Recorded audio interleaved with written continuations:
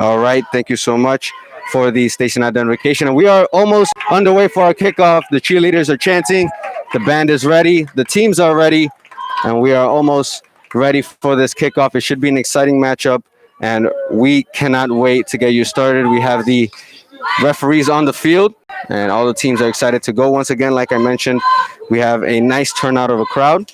Everybody is seated in the labeled section of the bleachers, and everybody wearing masks. This is the rules we live in now in COVID world, and we are excited to go along with it with you all. We have Millburn kicking off to the left in their white uniforms and their blue pants, and the kick is up, and it's a squib kick right at the 50-yard line, and the Cougars receive it right after the 45-yard line as they start out the gate with great field position. Yeah, not sure if that's the way you really want to start out this game if you're Millburn. Excellent field position for the Cougars to start this one off. Looks like they're at around, want to say the 46, 47-yard line, their own, or actually the opposing 46-yard line. So they'll have to cross over the 50 before they get on to their own side of the football. But, I mean, my goodness, I don't know what the mission was for Millburn in that one. I feel like the squib kick should have, or maybe they wanted to get through the defense a little bit more, but great starting field position for this team.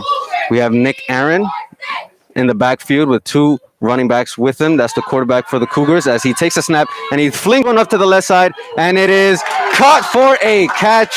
A great throw by Nick Aaron, and what a catch by his receiver on the left side. And that was just about a 30-yard pass downfield as they are at the 25-yard line. Yeah, Ronnie, if I'm not mistaken, it's a little bit hard to see from this vantage point, but I do believe that was number one, Michael Keynes with the catch. We talked about in pregame. What a great grab that time, and Cougars really trying to put the pressure on this team early and often. Great play to start it off.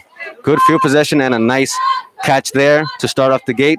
And we have Nick Aaron on the center again as he takes a snap and he hands it off to his running back and he cuts up the middle and he breaks one tackle and he's still on his feet, but he is met by the defender right past the 20-yard line. That was Joseph Holdbrook, the running back, and he got a nice gain.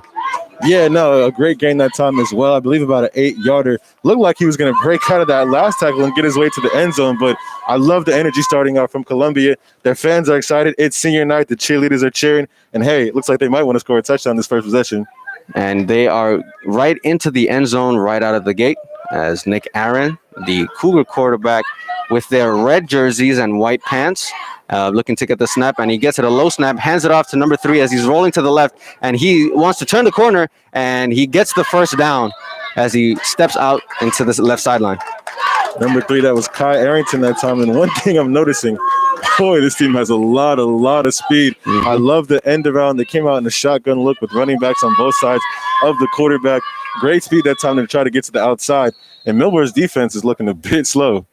Now we have Joseph Holbrook, the running back, coming back on to the field to join his offense as it is now 1st and goal, or just right before it.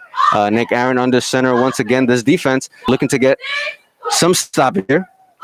And he gets the snap and he hands it off once again. He got some blockers, but he does not get much of a gain there, just about 1 yard. Yeah, and it's looking like, Nick Aaron had a great throw to start off the game. Once they got into decent field position at about the 20-yard line right now, seeming like they just want to run the ball down Millburn's throats, and thus far, it's really been working. I don't think they're going to try to go back to the pass. I would say this is about red zone territory right now, so we'll see what they do. But right now, Millburn's not able to stop them on the run game at all. Not much of a gain there, as it's 10:30 left, that he gets the snap and he hands it off once again. Oh, he keeps it and he runs up the middle just short of the end zone. And great job by Nick Aaron, the quarterback, for a run option, and he sneaks it right up the middle. Yeah, Ronnie, just like you said, run option look that time, and even had us fooled in the booth for a second. I thought the running back took the ball on a sweep, and that was the play they ran about two plays ago when they got out to the outside on the sweep and got about 8-10 yards from it. Millburn's defense keyed on that one. They definitely went to the outside and over a bit.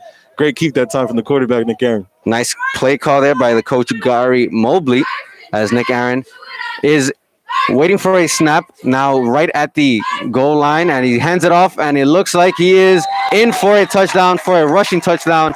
Some quick points on the board for the Cougars as they go up 6-0 with 9:45 left here in the first quarter. Well, I mean, my goodness, was that easy or was that easy? Great opening drive from this team. Heard the cheerleaders saying put 6 points on the board, and they did just that. See if they can finish with the extra point. But what a dominant drive that time, just working their way slowly and methodically down the football field. Special teams is on the field for the PAT attempt, and the kick is right down the chute, and it completes the drive for a 7-0 early lead for the Columbia Cougars as the offense comes off the field, and Millburn's offense is going to come onto the field. So right after that, we are a 7-0 game here in Underfield Hill, and it's 7-0 with 9:45 left. We're going to go through a quick break right after this.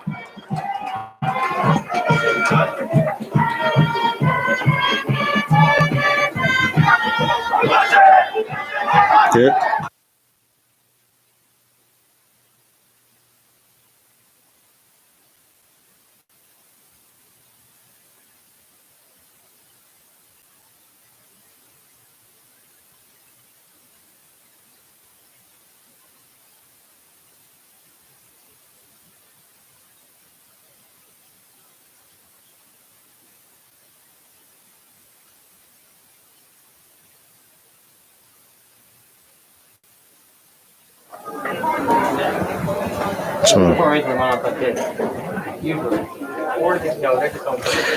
Welcome back, everyone. We are back here in Underfield Hill Field, home of the Cougars, as they just scored a quick touchdown and go up to 7-0 with 9:45 left.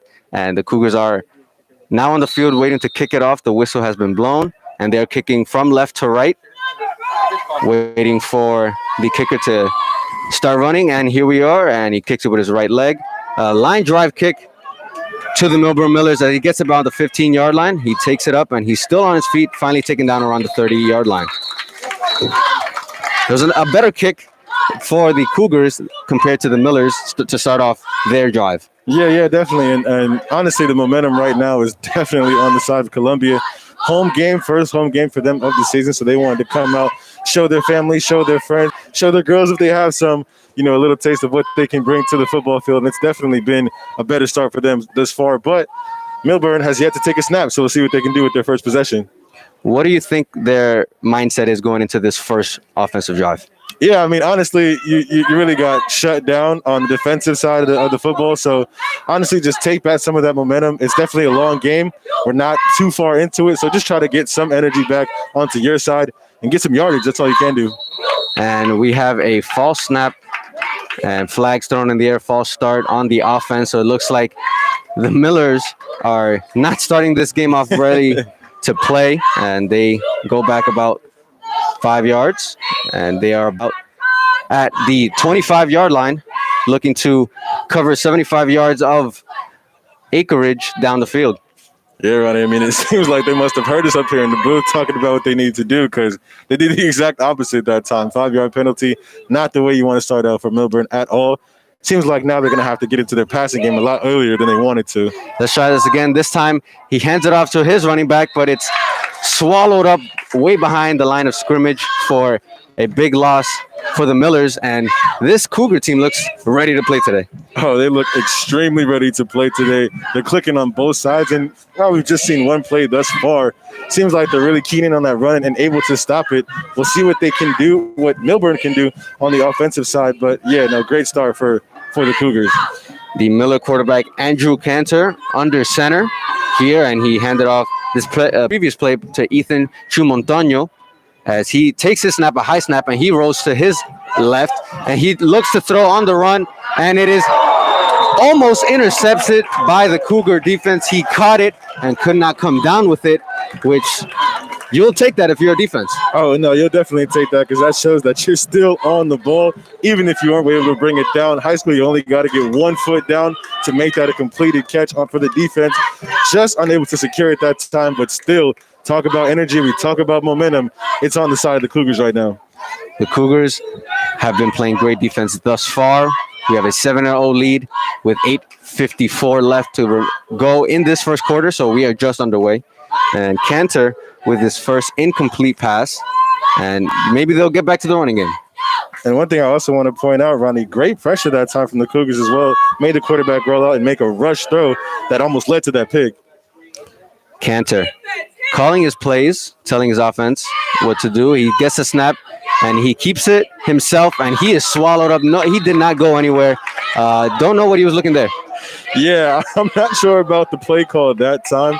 You have a 3rd and long, I believe over 15 yards that time, and it seemed like they tried to run some type of option, maybe just a conservative route from the coach that time. Maybe he thinks, doesn't have too much trust in his quarterback that time to make a play. But to me, if I'm trying to be aggressive, that's not what I want to see from Millburn right now, and they're looking to punt right now.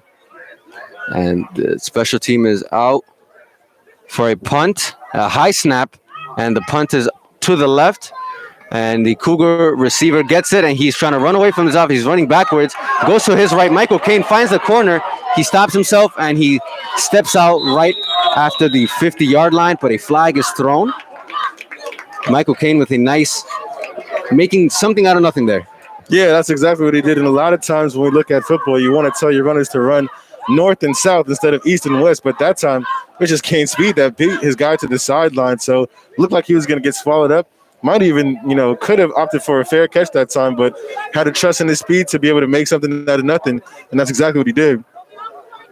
Michael Cain's the athlete of athletes, very, very fast receiver, does it all on both sides of the ball. As the team is now being told to go back. It looks like it was at the spot of the catch, but they are setting up just around before the 50-yard line at the 35-yard line. So they lose quite a bit of yards there. And I didn't see a hold that time, so I'm going to guess that was a hit on a defenseless player.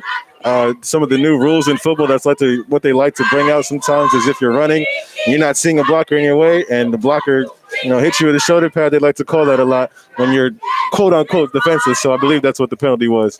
Aaron hands it off to his running back, and he does not get much there. Just gets back to the line of scrimmage. Handed off to his running back, Steve Henry. Couldn't get much there. It wasn't good blocking by the offensive line. Yeah, no, it wasn't that time, and I believe that's exactly what Millburn's coach wanted them to do, is say, okay, you know what, we got the ball basically run down our throats last time. Let's key on this run. Let's try to get some push on that defensive line to get to the quarterback or the running back. That time they did just that. Aaron with one receiver to his left, 3 receivers to his right, and he looks for a screen pass. Canes catches it, and he tries to juke a defender, gets through, and he steps out of bounds. So nice move there by Michael Caines as he gets to around the 45-yard line. Yeah, and I believe there is a hurt player that might be the quarterback out here on the field, clutching his ankle, I believe it is. There's also a penalty flag on the field. Looks like a holding that the ref is calling. So great job that time for Michael Cain to try to make a play off the screen. They really want to get him involved, but you hate to see an injury like this. We'll see if the quarterback can get up, because that'll be a big, big loss for Columbia if he's not okay. We have Nick Aaron holding his right leg. Not sure what happened in the last play. He is seated, and the training staff is out there speaking to him as we speak right now. I hope he's okay. Yeah, I definitely do. And you know what? You hate to see this on any level. You see sportsmanship from Millburn taking a knee and basically hoping that their guy's okay. Aaron's going to actually limp off the field. I believe they're going to put their backup quarterback in. That is number 7, Mike Berry, who is a senior. So a different look from the quarterback. And we'll see how he does. But this is definitely not what you want to see from either side of the football. They're definitely rivals, but all in the game of sportsmanship and all in the game of health. We hope the quarterback is okay. And the quarterback is injured, and they also had a penalty on that play, so they were taken just back after that nice play by Michael Caines. So not a great possession overall, losing your quarterback and losing yards on that last one, as the teams are now congregating to set up a play. Millburn looks ready, and the teams are now lining up at the line of scrimmage. Now we have the new quarterback, Mike Berry, looking to continue what Nick Aaron has set up. And here's the snap, and it is handed off and it's swallowed up by the defense.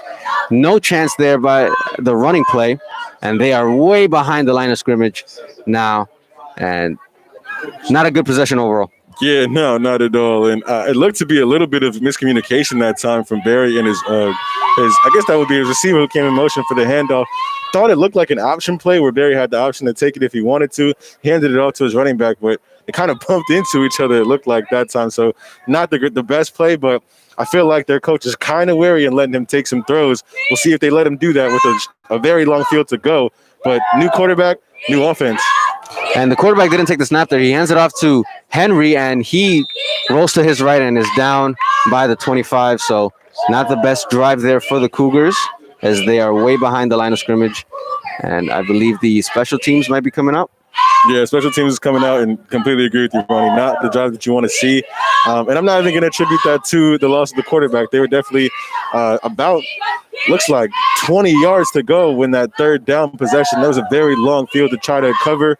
And, despite the quarterback going out, it seemed to be a hard type of possession to get a first down anyway. So what Millburn wanted, but definitely not a good possession for Columbia. Here's the punt on the way to the right, and it looks to be a good one as he pins them back towards the 34-yard line as it stops rolling. It was a line drive, and here come the Millers on offense.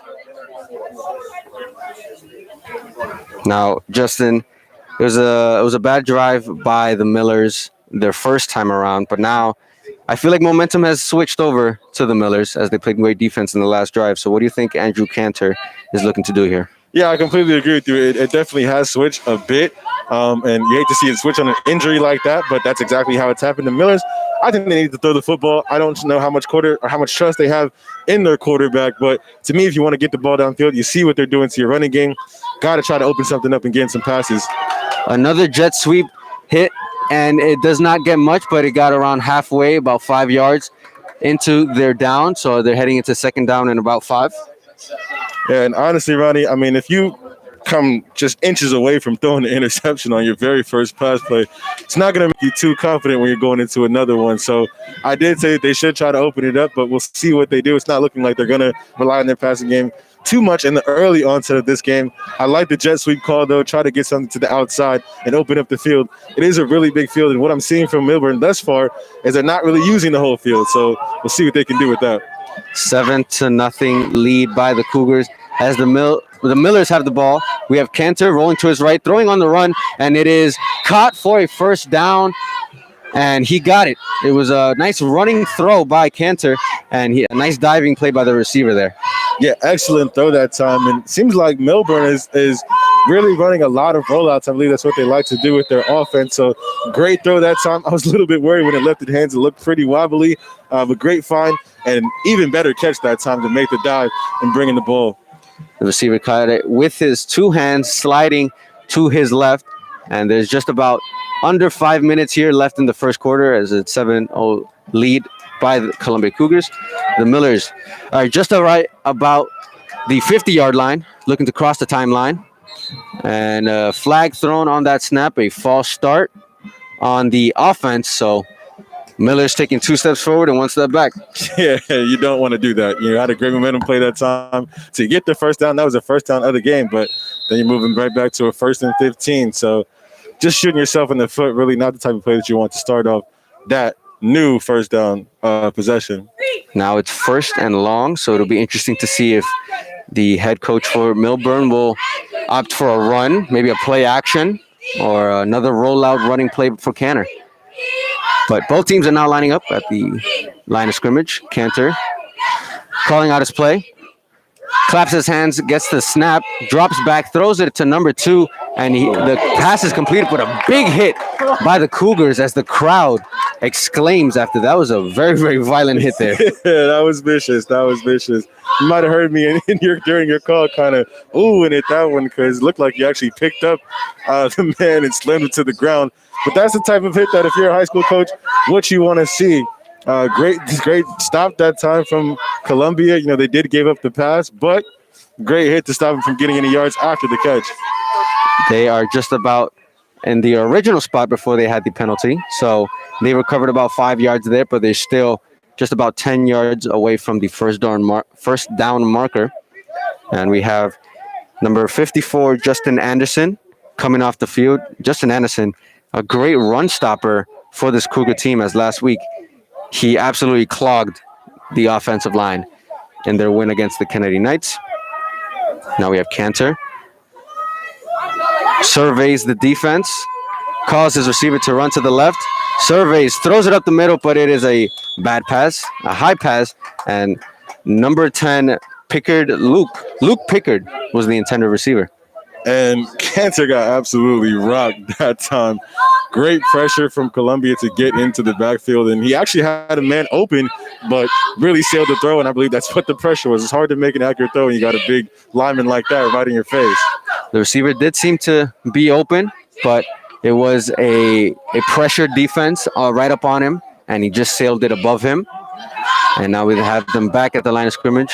And a very, very crucial third down play here for Millburn. This is going to be a really test to see if they can really get something back from what they lost earlier in the possession. Looks to be the same thing. It's a blitz and a screenplay as number 10 has it, and he has some room to run. He's running to the right, and it's a foot race to the end zone, and he is now pushed down by the Cougar defense. But a big, big play and a great play called by the Millburn Millers. Yeah, and that was the same exact target that time. Luke Pickard, Ronnie, and what a great play call. Really disguised the screen look and had him hiding just behind the blockers. Was able to get out in front of those guys, and it was basically a foot race to the end zone. It seems like Columbia does have the better athletes, so they were able to catch Pickard, but great play call that time. That was just a matter of outsmarting the defense. And great composure by the Millburn quarterback as he was being rushed by every single defensive lineman. It looked like to be a blitz, but the screenplay worked to perfection and a great blocking. And now they are in the red zone. Yeah, I mean, essentially what happened when they called the screen was they said, all right, forget the pass rush. You know, we're going to send all these linemen out to block out in front, stop some of these linebackers and corners. So they let the defensive line get in there to the backfield, but great composure that time from the quarterback, as you said, Ronnie. The snap and the handoff does not get much, but he gets inside 10 for a gain about 2 yards. So they're looking to run the ball a little bit. It's 7-0 here in Underhill Field, and 2 minutes and 42 seconds left in this first half. So I'd imagine the Millburn Millers are going to run out this clock just a little bit. Yeah, and one thing you don't want to do is get complacent with what you've got. That was a huge game, your best game of the game, but you still got to get in the end zone. You don't want to settle for a 3-point field goal in this type of territory. They're about the 10-ish yard line, so, you know, you don't want to just basically say, well, we have the momentum now, we're comfortable. No, you want to push that ball into the end zone. Surveys the traffic. He rolls to his right, and he throws on the run, and is just outside the outstretched arms of both defenders and the receiver. So that was a valiant effort by the quarterback, Cantor, but to no avail. They are still within the 10-yard line, so at good field position to get a score here. Yeah, and that one, there were more red jerseys than there were white jerseys in the area. So to me, if I'm Cantor on that one, I'm just throwing the ball away. You don't want to get a 40-ish yard gain like that and then turn it over in the red zone. So great job that time from the receiver to back down the ball and prevent an interception, but not the smartest throw that time from Cantor. The offense lines up, surveys traffic, takes a step to motion the jet sweep, and a flag thrown there, a false start on the offense, and they are going to take a couple steps back. Yeah, and that's the second false start of this possession. You cannot be happy if you are this coaching staff. You got down to basically the 10-yard line. Now you're pushed back to almost the 20. Not what you want to do, and it's looking like all instincts are correct, and they might be settling for a field goal in this possession. And that's kudos to the defense for the Columbia Cougars, as the Millburn Millers have great field position, but if they don't get a touchdown here, I consider that a win for the defense. Oh, yeah, most definitely. I mean, you gave up a big play, but to really get your composure back and say, you know what, we're going to stop these guys from getting into the end zone, that would be a huge win. They still have their crowd on their side, so if they can stop them, man, that'd be big.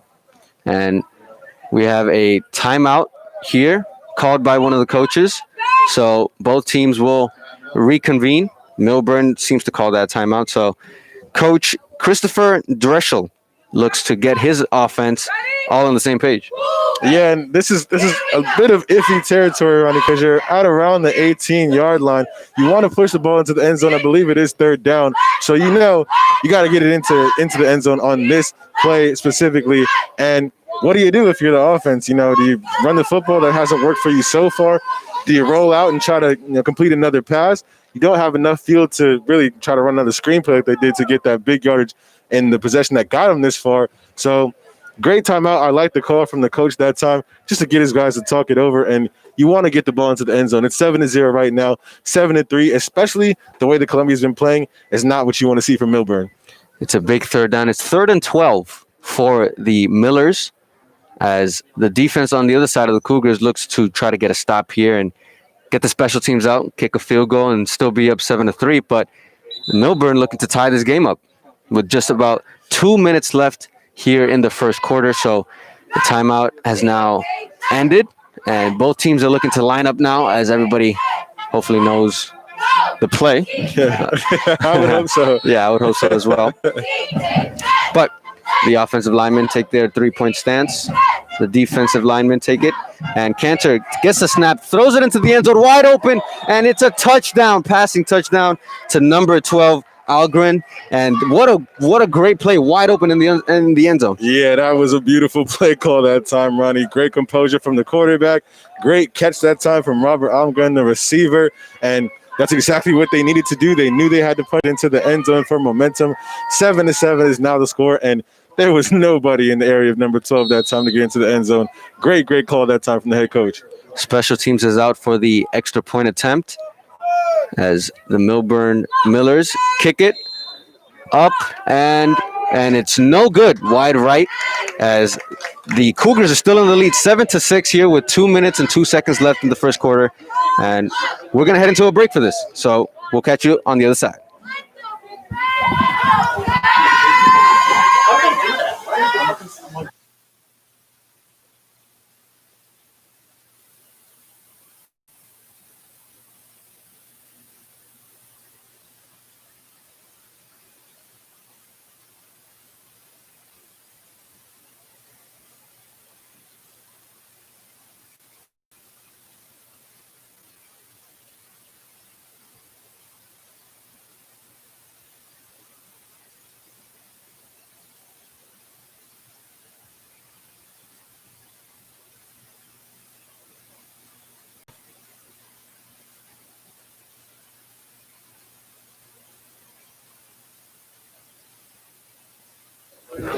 Welcome back, everyone. I am Ronnie Jerez, joined by Justin Morris here.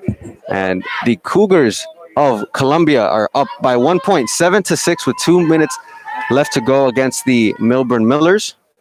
As the Millburn Millers had a very, very long drive, but they had a wide open passing touchdown in the end zone, but could not convert on the extra point.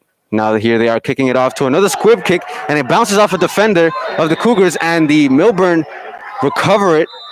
And it looks like the offense is coming right back.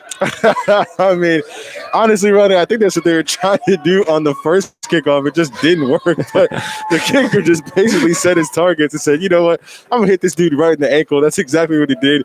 Squibbed it right to him on a line drive, and the game right back to the Millburn offense. And I guess coach wasn't satisfied with that 7-6 score. They want to do the same exact thing and try to take the lead. I love it. Didn't work the first time. We were kind of like, what in the world were they doing? But this time, you see what the mission was. Great call. The kicker, he kicked a line drive to one of the defenders, and it was too hot to handle as it comes right off his chest and back towards the Millburn Millers' way, and they recover it, and the offense is going a little 2-for-1 here in the first quarter with just about 1:59 left to go. The Millers are set right before their 40-yard line. Cantor double pumps and throws it incomplete, but a flag thrown, and we'll see what's that all about. Yeah, and I was calling for that one. I believe that's going to be a pass interference. Pass interference on the defense. So the Millers catching a break here. Yeah, and Columbia, if you hear Columbia, that was definitely kind of a heart shatterer to get the ball lost right back on the kickoff. You don't want to start making stupid penalties, though. That was an obvious pass interference one. Basically just held the receiver down and was, prevented him from trying to even come close to making the play. So that's a big loss. They're right at the spot of the foul. And Millburn's really showing they can move the offense down the field. So if you're Columbia, just batten down, try to do what you've been doing in the earlier part of the first quarter, and really just stop this defense and get more pressure on the quarterback. The Millers now on the opponent's side of the field, and they throw it to the left. That's an incomplete pass by the Cantor to his running back. So no gain there, incomplete pass.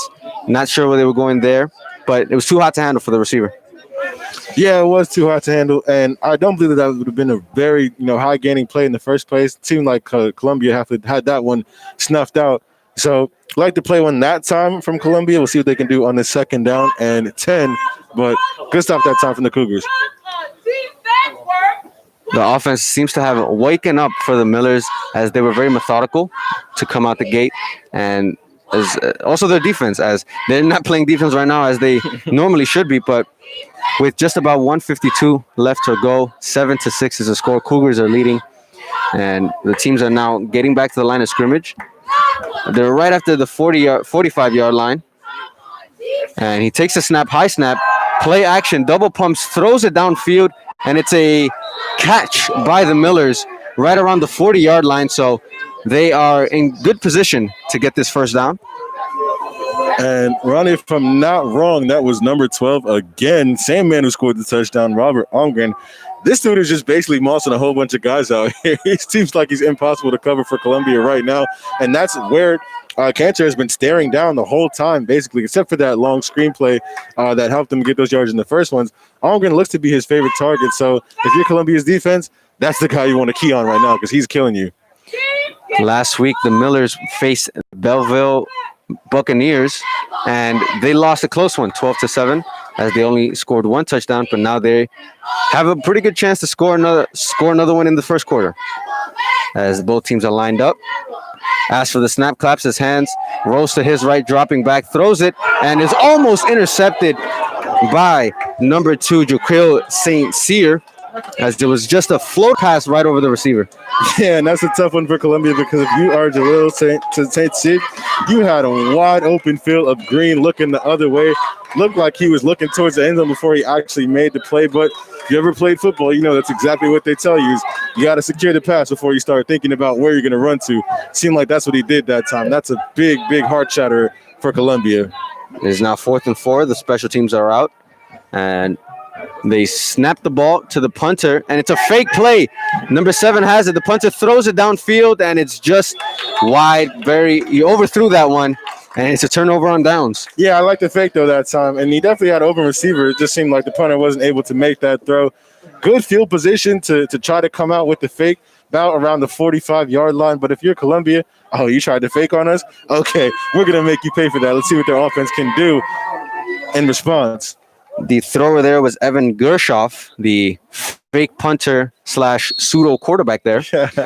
Could not find his receiver, and now the Cougars are back on offense as they forced a turnover. And Nick Aaron is still out of this game as he suffered an apparent leg injury earlier in the first quarter. But the Cougars on offense gets the snap, hands it off to their running back, Holdsbrook, and he goes down for a big loss of about 6 yards there. And nowhere to go there. Yeah, nowhere to go at all. That was number 57, Michael Leff, coming in and make the play. And there was 3 guys in the backfield. So if you're Columbia's coach, come on, O-line, what are we doing here? Great, push that time from the defensive line. And without Nick Aaron, to me right now, it seems like that's a really, really big loss for this team. I don't know if we've seen Malik Berry throw a pass yet. So if you're Millburn, basically what you're doing is keying in on that run. The Cougars near the right hash mark, looking to recover after that loss of a play. It's now 2nd and 14 as they're behind the 50-yard line, and that wraps it up for the first quarter. Now the Cougars wait for time to expire, and the score is 7-6 here in Maplewood, New Jersey. The Cougars leading the Millburn Millers, and we'll be right back after this short break. Somebody get the water! You go outside and bring your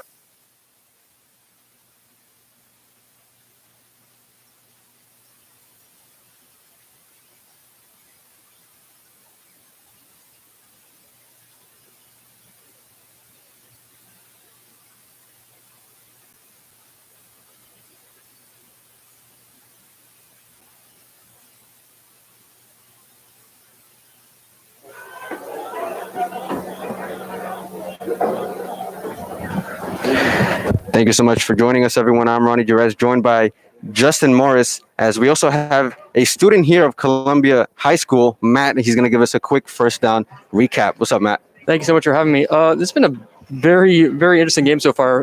In the one quarter, we had 7 penalties, 4 on Columbia, 3 on Millburn. And that's really been the big aspect. And they had that one possession, their second possession, where they went down 2nd and 25, if I remember correctly. And that was really just meant to be because of the penalties. And they also lost their wide receiver. They're not their wide receiver, their QB, Nick Aaron. And that's really been the biggest aspect of this game so far. It's really been they haven't thrown the ball yet, and they have some reliable wide receivers. Mikey Canes, Jaquil Al-Sincere are very good wide receivers. We already saw that from the first play of the game when they went around 40 yards in that play. They can really score.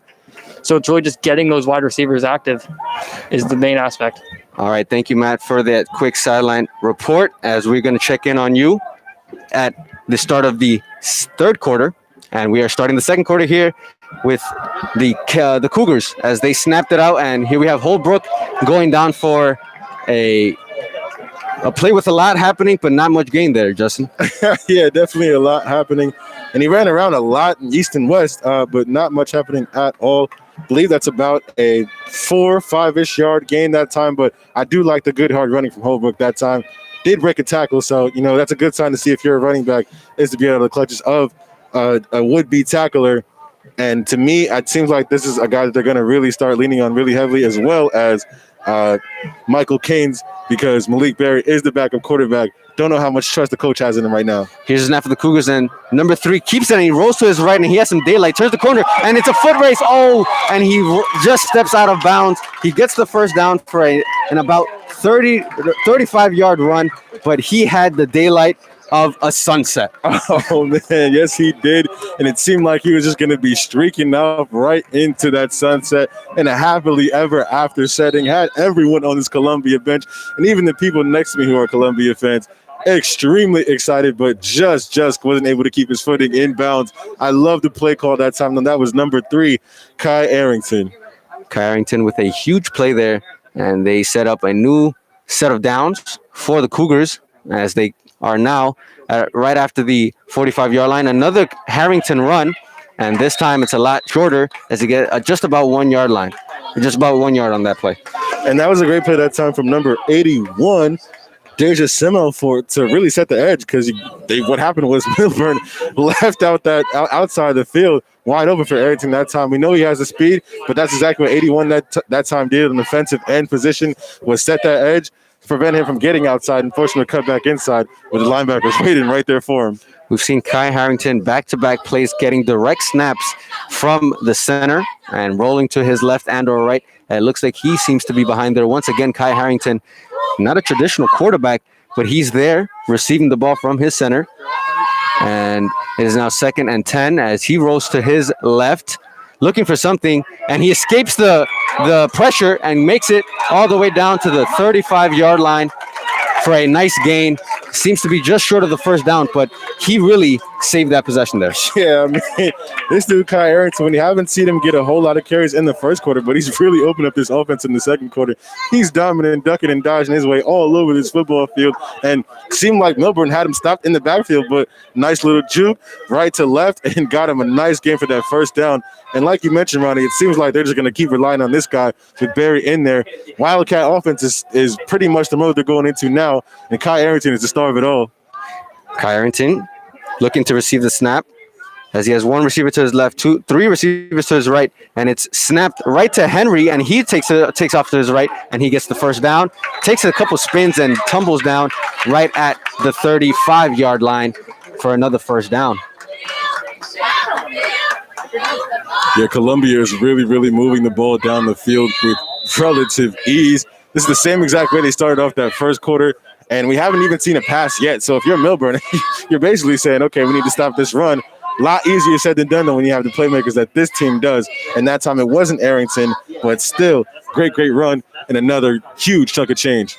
What an interesting strategy to do this all without a quarterback, as the snap gets a flag, a false start on the offense. So the Cougars are going to take a stroll 5 yards back. But what an interesting way to do this if you're Coach Gary Mobley, No quarterback, but using an athlete right there to catch those snaps. Yeah, and we've seen 4 different guys getting snaps or getting handoffs for this team who are basically taking over running back positions. That's Kai Arrington, that's Joseph Holbrook, Jalil St. Cyr, and Michael Gaines as well. All speedsters, all kind of shorter players, so hard to corral them if you're the defense. But that's exactly what they're moving to is, okay, our quarterback is out. We're going to start running it down your throats. And if we can get some other, type of looks and play actions and fakes options, that's what we're going to do because we're really not going to throw the ball without our quarterback in. We haven't seen a big throw since the first one, and a bad snap as the ball was loose there, and the Cougars fall on it to recover. A scary moment there as they could have had another bad possession there. Yeah, and Ronnie, that's exactly what you risk when you don't have a quarterback in is stuff like that. Not the same exact camaraderie with the center and communication. So big play that time. And if you're Columbia, great job defending the ball, but you cannot give up a turnover in this possession, especially with the field position that Millburn would have taken over at around the 40-ish yard line.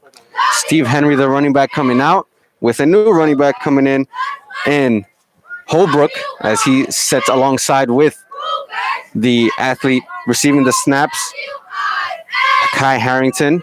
Harrington looks to throw deep. He throws it to his right side and a floaty throw, and it's intercepted by the Millburn Millers. And that ball stayed in the air for a long time. An easy interception there. Yes, it did, and I'm not sure if they're going to call this one back. There is a flag on the play, so we're going to get the call from the ref really quickly. But, yeah, like you mentioned, just kind of a duck of a throw. Threw it up in no man's land. Looks a holding on the offense, so that interception will be in play as another turnover here for the Cougars. And the Millburn is going to come right back the other way from left to right. Yeah, and I don't really blame head coach Chris Mobley that time for trying to say, okay, we're going to throw the football because you kind of have to. Even though you don't have a quarterback, you have a backup. And if you're Millburn, you basically know that, okay, we can key in on the run. So I like the decision to throw the football, but it looked like the offense just basically ran 3 streak routes and said, everyone go deep, and just threw it up there for kind of no man's land to catch it. So Millburn, great job that time to snuff it out. They're backed up into their own territory, so if Columbia can make a play here, try to force a safety possibly, then they'll have the energy right back on their side. There's usually not much positives coming from an interception, but if you can find one silver lining on that interception is the field position that Millburn has now is very, very backed up. They are just around the 10-yard line, so they have a lot of real estate to move. As the snap comes and there's a flag thrown on the play, he gets about 7 yards, but we'll see if that gets taken back by the flag. Yeah, Ronnie, and as my guy Matt mentioned in his sideline report, there's been a bunch of penalties in this game from both sides. We'll see what this flag is, but man, if you're both teams, gotta clean up those penalties. And it's definitely holding on the defense there. So nice gain there. Now going in the negatives. They're going back a couple yards, and the field position now gets a little bit worse as they are right up against their own end zone. Yeah, and this is where things get kind of scary if you're Millburn. You're probably going to have to run the football, but you don't want to give up a safety at all. That would be a huge momentum shifter. And like you mentioned earlier, Columbia has some run stoppers. One you want to key on is Justin Anderson, 235 pounds. They're going to try to force him in there early to get to that quarterback. And Cantor flings it to his left, and a flag there. Looks to be a pass interference on the defense. Yep, pass interference on the defense. So they're going to get those yards right back. A lot of penalties here as we have a 7-6 lead. The Cougars leading the Millburn Millers with 7:15 left to go in the second quarter. But these penalties are really costing both teams. Oh, they're eating up both teams, just like you said. Pass interference is one of the worst penalties you can have, especially if it's a deep fault down the field, because it's part of the foul. So wherever the foul occurs is where you're going to put the field position at. And that time, it got them straight out of that safety zone area. They're now at about the 10-yard line. So exactly what you want if you're Millburn. Now they have a little bit more room to maneuver. We're right back at 1st and 10 for the Millers at their 20-yard line. So much more manageable there, as you said. He gets a snap, high snap, jet sweep, passes on to his right, rolls, and does not get much of a gain there as he is met right back at the line of scrimmage. A lot of run plays rolling from their left to their right and vice versa. So we haven't seen much deep threats. That last deep threat we saw was the pass interference caught, but a lot of run plays to start off here.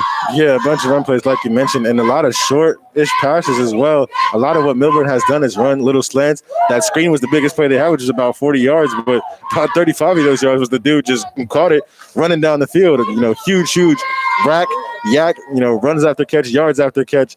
Statistics numbers from these guys. So I don't really see them going down the field too lot in the passing game, but they're really just relying on the receiver's ability to make a play after they bring in the football. Millburn gets the high snap, and the quarterback Cantor keeps it himself, and he gets rocked right behind the line of scrimmage as he's swallowed up by the defense. Not much there. And that was 2nd and 11, and we have a couple players on the ground. And for Millburn, that is number 52, San Rubenstein. He's a senior defensive end. We see both number 52s on the ground for each team. Oh, wow. As they're both getting attention from their respective trainers. The Cougars 52 gets up and he's walking under his own power. Looks fine. But Millburn's 52 still on his back. And I didn't see much there, but it looks like both of them might have collided with each other and kind of hurt each other as both teams head back to their sideline. Yeah, just a really unfortunate series of events right there. Kind of looked like they got tangled up within each other. As you mentioned, Millburn's 52 is able to get up and get off the field, but Columbia still has their man down. Or I believe that's actually the opposite. It looks like Millburn's 52 is still on the ground. If I'm correct, it's a little bit hard to see from this vantage point, but not what you want to see. They already have a huge injury from Nick Aaron, so hopefully he can be all right and get up and be good, and he's going to get up and walk off the field right now. As we saw that injury, we're going to head into a quick break right after this.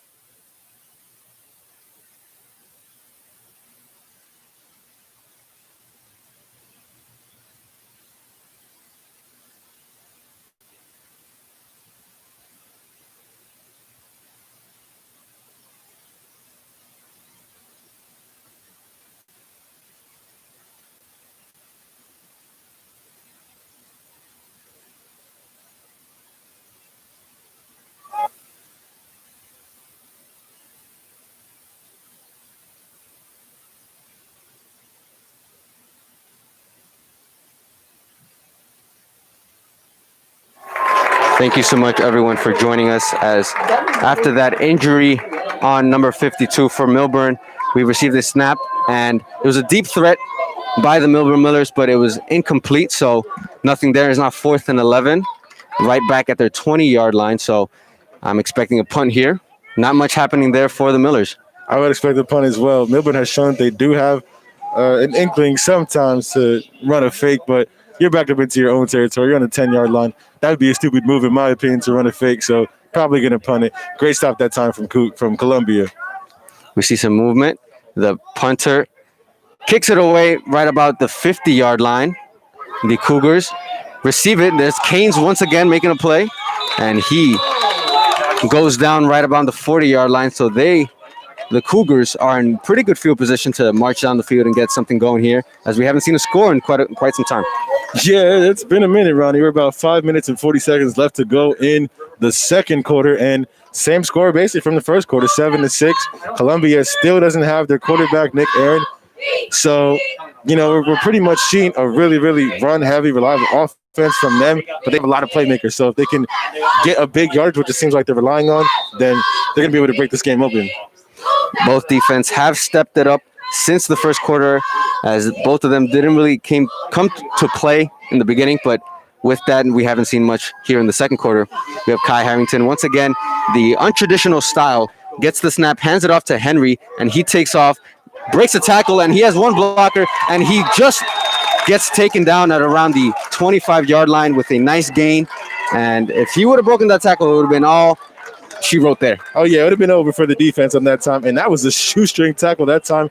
Number 20, Brett Basarab, came in to make the play, the Millburn corner. He was already on the ground, though, when he made that, so basically just raised his hand out, got him by the shoestring, and was able to bring him down. Big play for Columbia that time, and now they've got the momentum. They got some chains moving now, as they are just right before the red zone. Kai Harrington once again getting the snap. two running backs to his left and his right. He gets it. He hands it off to Henry once again. Henry rolls to his right, and he turns the corner, and it's a foot race to the end zone, and it is a touchdown. Touchdown for the Columbia Cougars, and they score 6 on this drive as Henry rushes into the touchdown. Well, that didn't take long. Oh, did it, Ronnie? I mean, 2 plays, touchdown, went about 50 yards down the field, and the right side of the field at that time went to the outside for Steve Henry, was completely wide open. 13-6 now the score for the Cougars, and they can make that 14-6 if they get that extra point. And it seems like they're, without the quarterback, they're still doing pretty okay running the football. So great job that time for Columbia. 2 plays, easy touchdown. It is a 13-6 lead by Columbia as the extra point is good for an extra point. Now we have a 14-6 game. The Cougars leading Millburn, and we'll be right back for the next kickoff. So we'll be right back after this.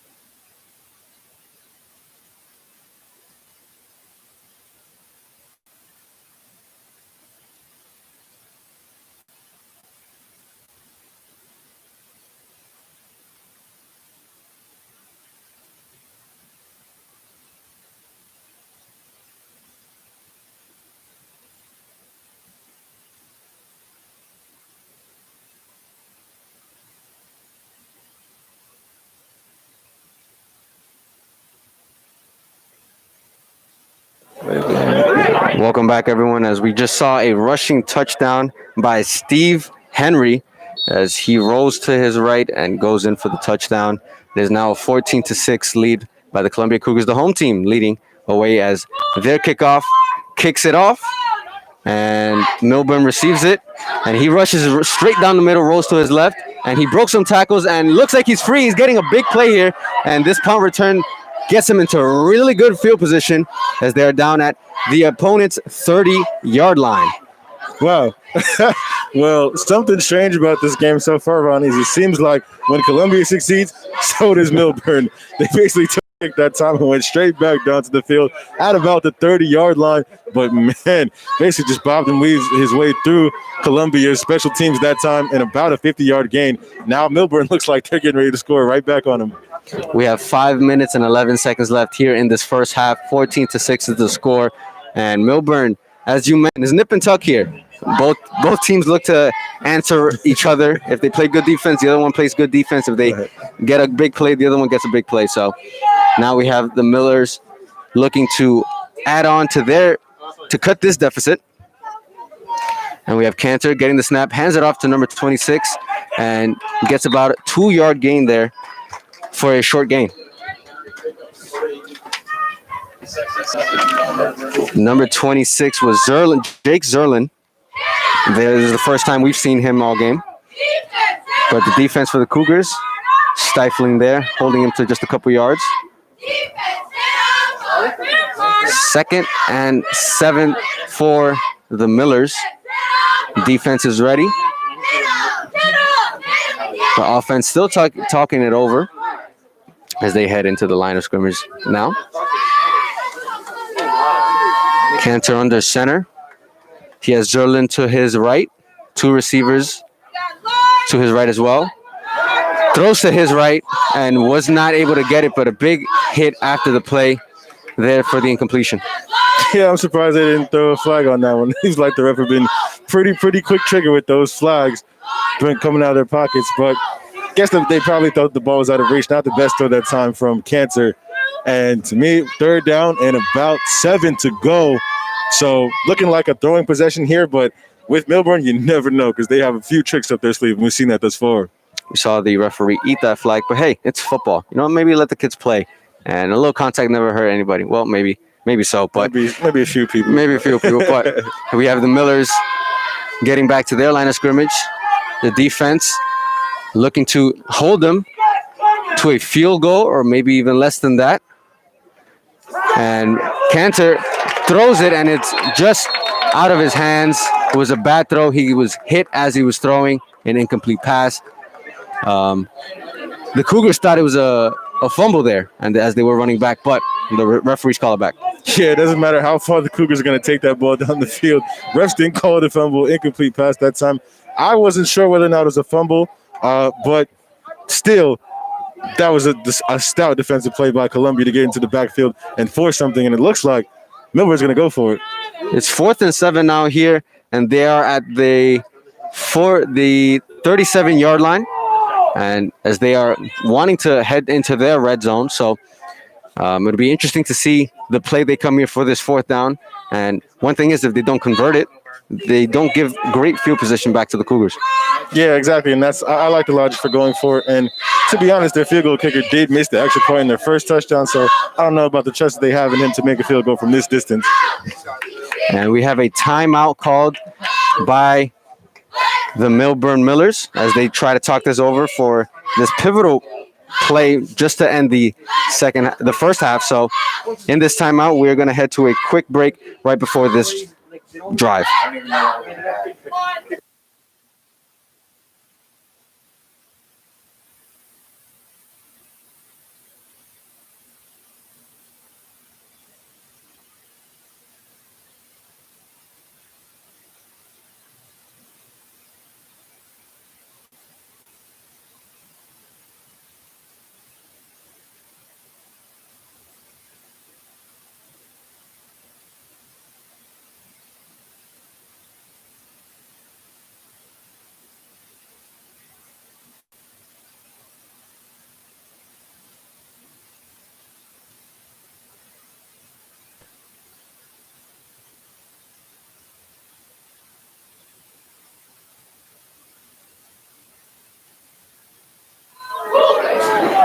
Welcome back, everyone. As the Millers are looking to try to score here on a short field with 4:15 left to go in the first half.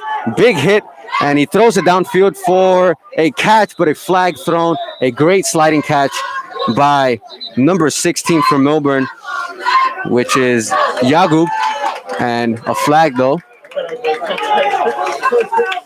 This one might be coming back. Waiting on the referee call here. And it seems, Believe that the call was a hold that time, Ronnie. I think they're going to take him back 15 yards on the hold that time. Or 10 yards, excuse me, for the hold. And repeat the 4th down play. The Millers take a stroll back as that makes their chances of scoring here a lot more difficult as they try to cut this lead. And they're going to get right back to it. And it looks like they're still going to go for it. So they had the option here to, punt it, kick a field goal, but they're going to go for it here on 4th down. Yeah, 4th and 13, so not too long of a field, but like you mentioned, they're in great field position. So if they do turn it over, they're not going to be in too bad of a setup. Here's a snap. He throws to a wide open receiver, and he catches it on his left side. Foot race to the end zone, and a touchdown by the Millburn Millers. Great play there called by Coach Christopher Dresch, and the Millers are right back into this game. I mean, isn't this pretty much the same thing we saw last time? A 4th down to go and basically open up the field. Wide open receiver that time. I don't know what the defense was thinking for Columbia because this dude was wide open on the left side. Basically just went a real route out of the backfield and had no one to cover him. But like we said, been a game of interest and been a game of tit for tat. Columbia scores, so does Millburn. Now we're knotted up, or not knotted up, excuse me. 14-12 is the score. 14-12. We have the special teams out for the extra point. The kick is up, and it is right down the chute. And they cut it to a 1-point game. This is interesting here. 13-14. Cougars leading with 3 minutes and 40 seconds left as the Millers answered the touchdown by the Cougars, and the Cougars looking to try to get something back. So with that, we're going to head into a quick break right after this.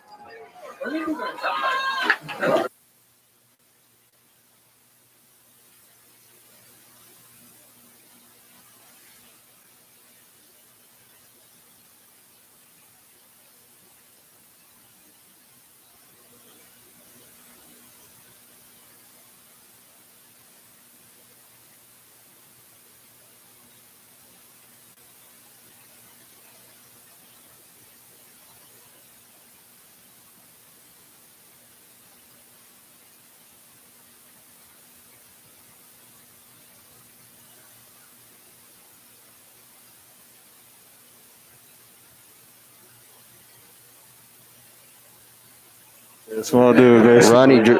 Ronnie Jerez here with Justin Morris as we are back after the Millers scored a touchdown on a great play by Coach Christopher Dreschel. And the Millers are now kicking off their ball, and it's out of bounds, and it's going to give the Cougars back their ball, but nice answer there by the Millburn Millers. Yeah, no, wonderful answer that time. And if you're Columbia, honestly, Ronnie, you have to be thinking that you're winning this game. I mean, you basically gave up 2 touchdowns on 2 fourth and longs to go, but the scoreboard's not really showing that. So your head coach cannot be happy with the possessions on 2 separate fourth downs. Had the chance to take the ball back and go down the field and score yourself. But now, because of 2 blunders on fourth down where you basically have receivers wide open in the middle of the field, 14-13 is the score. That's something you don't want to see out of your defense. But as we see here, we see the starting quarterback, Nick Aaron, in crutches on the sideline. So it's very doubtful if he's going to come back in this game. So interesting for Coach Mobley, for the Cougars to have a non-quarterback this team. As we see Harrington back behind center. Once again, a high snap, hands it off to his running back to the right. And he is stopped, escapes 2 tackles, a third one, and he is being swallowed up for a big loss on that first play. Yeah, Ronnie, and number 1, Michael Gaines is not a big player in the first place. His bread and butter is his speed, his elusivity, and that time was able to shake the first few tackles, but oh my goodness, got swallowed up completely by a swarm of Millburn Millers that time. Around 4 guys around the ball. It was very impressive to see him evade those first couple tackles because it almost sure looked like he was going to be brought down much earlier, but he stayed on his feet, but it kind of bit him in the backside as he suffered more loss of yardage there. But the Cougars are back up, lined up. Harrington calls the plays, gets the snap, hands it off to Holbrook. Holbrook is met right at the point of intersection for another loss. And here comes a 3rd and 17 for the Cougars, so threatening to be a 3 and out for the Cougars. Yeah, Ronnie, and basically what's going on is Columbia just pretty much has to run the football without their quarterback in the game. I do want to mention, though, if you're the quarterback, Nick Aaron, the starting quarterback, was out. You do see him on the sideline with crutches right now. I would hope that he would be more engaged in the game in terms of, he knows the plays, he knows the play calls, he knows what his coach wants to do on the football field. I myself personally would like to see him maybe with this team more so, kind of in the huddle, giving the backup quarterback some game on how to maneuver through this offense because he is obviously the aficionado of it. I know he's disappointed, but just from my vantage point, I would like to see him more involved in the game. That leadership is very important for every team to have the quarterback engaged with their teammates. And we have Kai Harrington once again looking to get some offense going. He throws it off to his left, and it's picked up, and he has some blocking, a stiff arm, and he has some daylight. He's running down the sideline to the 30, the 20, and he's approaching the 10, and it's a touchdown. Number 2, Ja'Kai St. Cyr, all the way back, runs for almost 60 yards as he evades one person, stiff arms another, and goes down the sideline for a touchdown. Man, Ronnie, we can hear the huffing and puffing from up here. What a great run that time from Jalil and St. Cyr. And, oh, my goodness, the stiff arm was what really broke this one off him, gave him 5 fingers right to the face and said, deuces, I'm out of this one, 60 yards down the field. You saw the screen coming from a mile away. That's basically one of the only passing plays they could throw. And, man, the field was wide open. Great blocking that time. But the star of that play was St. Cyr himself. Speed, elusiveness, and the strength with that stiff arm to get him into the end zone. We had some great blocking there from the Cougars to give him some daylight. And once he got that stiff arm down, it was all wraps from there, going down the left side of the sideline. And now we have the special teams out. We have number 16, the kicker, kicks it up, and it's a line drive right down the middle to make it 21-13 Cougars, as we are almost ending this first half with 1 minute and 21 to go. So we'll see you guys after this break.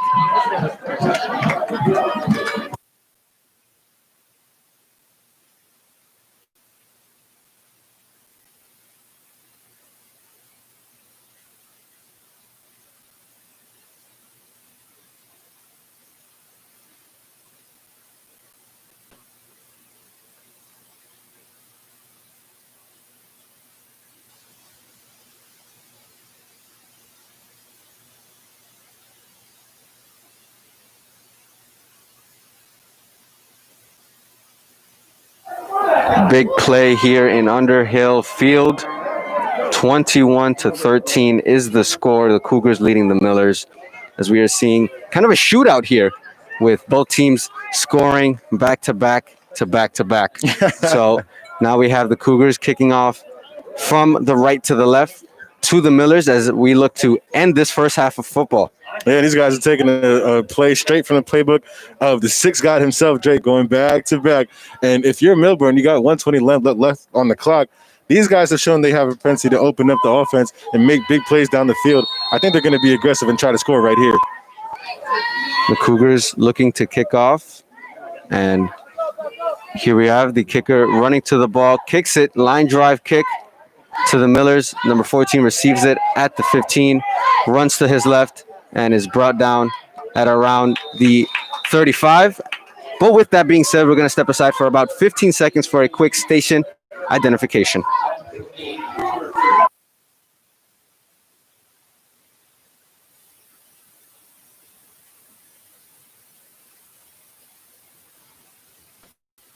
Thank you, Wilner. And you're listening to the best college radio station on planet Earth. Ronnie Dress here with Justin Morris. And the first half of this rivalry game is almost at an end. 1:40 left with a score of 21-13 by the Cougars going against the Millburn Millers. Now the Millburn Millers looking to answer. So we saw a touchdown by the Cougars. Do you think a touchdown is warranted here, as we've seen always the touchdowns being answered? I'm going to have to predict that they will not score a touchdown, but I could be extremely wrong. They have shown that they can open it up in the passing game, that the receivers have a big advantage over corners. And we saw this run attempt absolutely going nowhere, swallowed up by the defense as they failed to get back to the line of scrimmage. And a loss of 1 yard there. Good defense by the Cougars. Yeah, Ronnie, and with about 58 seconds left to go on the scoreboard, looks like Millburn just going to play conservative. We saw a couple of fakes from them and going for it on fourth down, but with about a minute left, not seeing the aggressive side of their head coach on this one. Clock is continuing to run down. We're at about 40 seconds right now. They're still in the huddle, so I'm going to have to solidify, put that in the bank, bet it. No touchdown from Millburn unless they decide to go for a Hail Mary. Then I doubt we'll see another score from this team in this half. We can see a Hail Mary or another big run play if they have enough blockers, as we see them try to score. But Cantor throws it to the left side of the field, and the receiver catches it, and he's brought down right at the 45. The clock still is running with about 20 seconds left, and the clock stopped and started back up with 15 left to go in this first half. And it stops at around 10 seconds, so this could be the final play of this first half. No, I got a taste for it. Just a reminder, this is 21-13, Columbia High School up against the Millburn Millers. As we've seen a dynamic first half. 21-13. That's pretty good considering last game for the Millers. They only scored one touchdown all game, and now they have just about two touchdowns this game in the first half. Yeah, no, much better offensive performance from the Millburn Millers.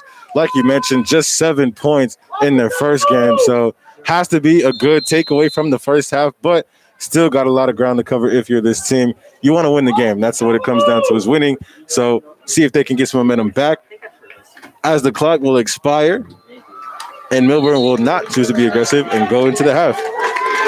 As you just said, the clock expires. We are now officially in halftime. This is Ronnie Dress with Justin Morris, and the score is 21-13. The Cougars leading the Millburn Millers at halftime, and we're going to send it back to the studio for your halftime report. So we'll see you at just right before the start of the third quarter.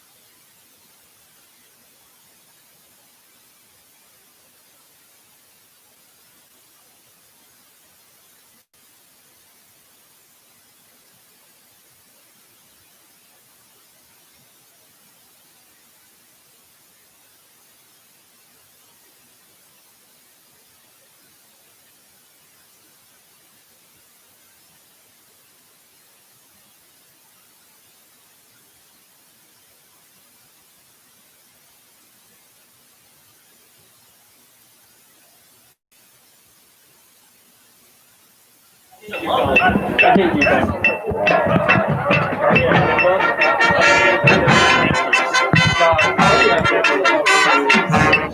That was such a good call. Yeah, Tim Calhoun jumping up and down.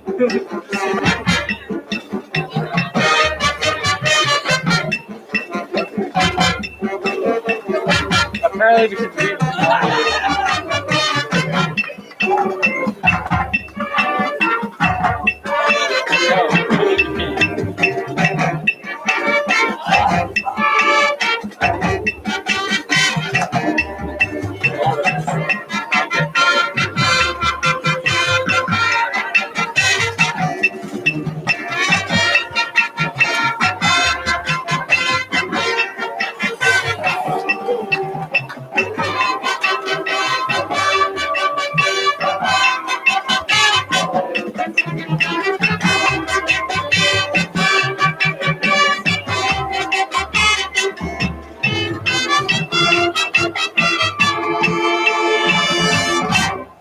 Eli! Eli! Eli!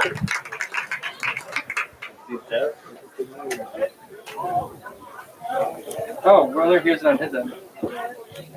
Apparently the band is playing, and I can hear it. Let me take the live stream real quick.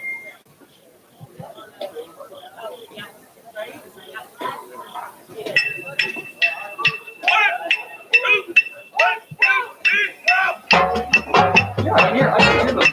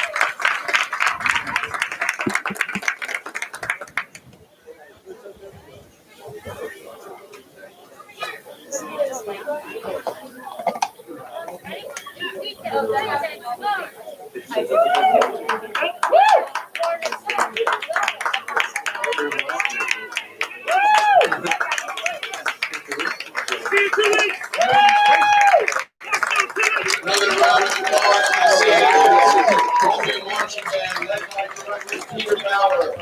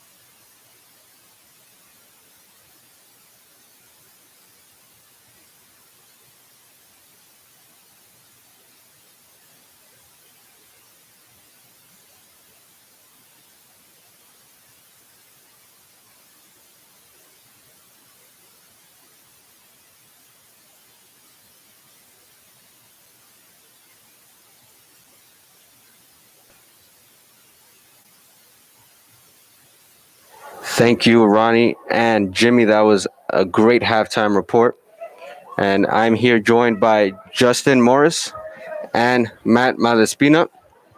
And we are witnessing a 21-13 point lead. The Cougars leading the Millburn Millers. And Justin, I want to get your sense on what do you think happened in that first half that you can see happening in the second half? Yeah, I mean, I think the guys over at the studio really just kind of explained it perfectly. Shout out to James and shout out to Ronnie. I mean, Millburn was kind of playing catch up the entire time. A lot of penalties, as Matt said, after the first quarter. But Columbia, I think the biggest thing for them was losing their quarterback in the very beginning of that game. They've basically been able to run the ball down the field still without him, and we're seeing screens. We're seeing a lot of option plays, a lot of speed and a lot of athleticism for them. As far as Millburn, they really got to get into their passing game and open it up more often. But we will now send it over to Matt to get your thoughts on it from the student perspective himself. What do you think, man? Thank you for having me. So, to be honest, backlining on what you said, it's really been a game of penalties. We've had 13 penalties, I think, so far, and I think 6 or 7 on Columbia and the rest on Millburn. And it's really, that's been the biggest aspect of this game so far. But the also biggest aspect has been Nick Aaron being injured. Nick Aaron, really good QB. And without him, they've really not had a wide receiver and not have a passing game.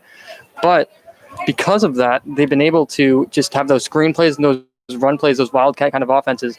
And the time that they have passed it, which are usually screenplays, have been done pretty well because of the blocking from Columbia. And that's really a really big important part for them so far, which has been that blocking and that running game. So if they can get that running game and that passing game to better aspects in that second half, they should be good for the rest of the game. Millburn really have to just not only catch ahead, they have to keep on going, which is the biggest problem for Millburn right now because they're just playing piggyback off of Columbia right now. So they just have to get the lead and then keep that lead, which is going to be a hard thing to do in the second half.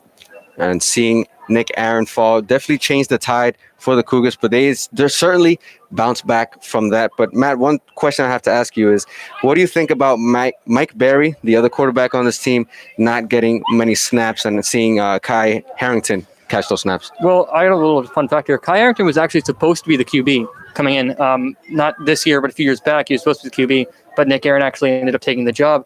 Kai Harrington, doesn't have that much of an arm, but he can really he can run it. Very Lamar Jackson, Kyler Murray-esque. And it's really just getting that running in and just getting a little bit of passes. Those screen passes, those little slant passes, stuff like that is really the most important part for Columbia.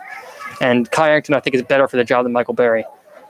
And we definitely saw him hold his own in that first half as he definitely scrambled a lot, rolled, and a lot of screen plays, as you mentioned. On the defensive side of the ball, they have been doing a good job on forcing a couple turnovers and keeping them out. So what are some things on defense that you've seen that you've liked? I mean, I've liked most of what they've done. I like their rushing, their pass rush and stuff like that. It's been pretty good. The biggest concern, though, is really just that coverage. They're playing very tight coverage, which sometimes leads to very big plays downfield, which is what has happened so far from Millburn. So it's really just getting that pass coverage better, maybe loosening up a little bit, playing zone. And if you're Columbia, you want to take the momentum that you had in the first half and basically just run it out of the gym or out of stadium with it. Millburn, you're playing from behind, but you're not playing from too far behind, only down by 1 score. Still a 1-possession game, but this is going to be where it actually matters. Both teams haven't performed well enough in the first half to really open this one up and solidify a win for themselves. So Columbia 1-0 in the season, Millburn 0-1. Crucial game for both sides, and it's really going to come down to how they play in the second half. And it's going to be interesting to see. We still see Kai Harrington under center as the quarterback, and great analysis there by Matt, as he mentioned that he was supposed to be the quarterback. Mm-hmm. We haven't seen much of an arm from him. We saw a very shaky throw. We saw a deep throw that had a lot of air on it, and it was intercepted by the defense. So a lot of we're going to expect to see a lot of running, a lot of screen passes, mm-hmm. and a lot of on-the-ground things moving downhill against this Millburn defense. But as he mentioned, the coach seems to have a lot more faith in Kai Harrington as opposed to Mike Berry, the other quarterback listed here on the roster. So Kai Harrington has a lot to work with, and it's a very unorthodox way of doing this. Mm-hmm. Yeah, no, it definitely is. But you kind of have to roll with the punches when your quarterback goes out as obviously, as we mentioned, from a fan standpoint, from a coach's standpoint, from a fellow teammate standpoint, as a player, that's not something that you want to see as your player get hurt, or even if you're an opposing player, see a player get hurt. Nick Aaron, as Matt mentioned with the wonderful analysis, like you said, he was their starter overall, but Kai Arrington has taken over and has done a decent job in doing what he does best, which is run the football. He's a very, very quick speedster out of the backfield. And what you're going to have to do is exactly what you said, Ronnie, is run those screen passes, is run those short slants, run things that aren't going to, basically end up in an interception like that duck ball that happened towards the end of the second quarter. But it's kind of, you just have to run by the fly. I like the Wildcat outlooks that they're doing thus far, and you really just have to take advantage of the different skill set. Nick Aaron seemed like he was more of a bomb thrower that can get it down the field and really open up the offense. Kai Arrington, speedster, Lamar Jackson-esque, as Matt mentioned. So that's what you have to do when you have a different guy under the center. And so far, it's worked pretty well for him. And we should also expect to see the running backs for the Cougars, Steve Henry and Joseph Holbrook, have a big half. As we saw Steve Henry have those 2 plays and right into the end zone already in the first half. And we're going to expect to see a lot more of that as well, because Henry looked to be comfortable out there. He had good blocking, and maybe he could have some adequate blocking as well. And he's still able to stiff arm and break some tackles. And he's a very, very fast running back. So he has the speed advantage compared to the defense. Yeah, Steve Henry kind of gives you a different outlook when you look at Kai Arrington and you look at Malik Berry as well as Michael Gaines. Most of these guys are shorter, kind of scat back guys who are going to get away from you rather than go through you. Steve Henry is very, very fast, but like you said, that stiff arm is a move that he has at his disposal too, or he can get through you as well. So he's one of the bigger targets that they have. And Millburn, not the biggest defense also. So while it's easier for them to corral those smaller type, just agile running backs, Steve Henry, I feel like, is going to get a lot of touches this half, because he's shown that he can do both. He can outrun you and he can run right through you. With just about 5 seconds left here in halftime, we are looking to get back underway with some football action starting off the second half. And the buzzer sounds. And once again, this is Ronnie Jerez joined by Justin Morris. And we are here in Underhill Field in Maplewood, New Jersey. 21-13, the Cougars are leading the Millburn Millers, as they are coming out to a really, really good start compared to their past history. They won last week 28-0 against the Kennedy Knights, and looking to come out with another win today, as they're leading by 8 points here. But now we have both teams out on the field looking for this kickoff. The Cougars are going to kick off from left to right, and the Millburn Millers are going to receive from right to left. The whistle was blown. The kicker puts his right hand up, takes a couple steps to the football, kicks a line drive to the receiving team. It is one bounce, and it is caught. Number 14 catches it, and he is brought down right around the 35-yard line. Not a bad return here, and a pretty average start, but at least they're not pinned all the way back there, aren't they, Justin? Yeah, no, they're not. And they have started off a few drives in that first half right back in their own territory and basically got bailed out by a pass interference call, which got them out of that. But this is where you want to start if you're Millburn, to start off this possession, as we see an injured player on the field. Maybe that's not how you want to start it off. I just saw that as I was saying that, so not a good sign for him. Hopefully he can get up. A Millburn player on his back and receiving some attention from the training staff. It looked to be on that kick play. That's the unfortunate part of not having instant replay. We could dissect it a little bit more, but so far he is on his back and receiving attention. So the Millburn Millers are going to receive this ball right at the 35-yard line to set up their opening drive of the second half. And this is not the first time we've seen an injured player today, as we've seen a couple already. No, not at all. I mean, I think this is probably a product of less practice time and early in the season, so you don't have as much to get your legs under you and get your muscles working the way you want them to. Biggest injury thus far obviously has to be the quarterback, Nick Aaron. But, I mean, a lot of injuries is never something that you want to see, but you see it in the NFL ranks. You see it in college as well. A lot of injured guys this year. I don't know if it's a product of the COVID virus or not having as much time to get into the flow of things as you would have before. But yeah, like you mentioned, Ronnie, a bunch of injuries, and especially in this game, we've seen the same exact thing. Now, with this injury timeout, we are going to set it back to the studio for a quick break. We'll be right back after this.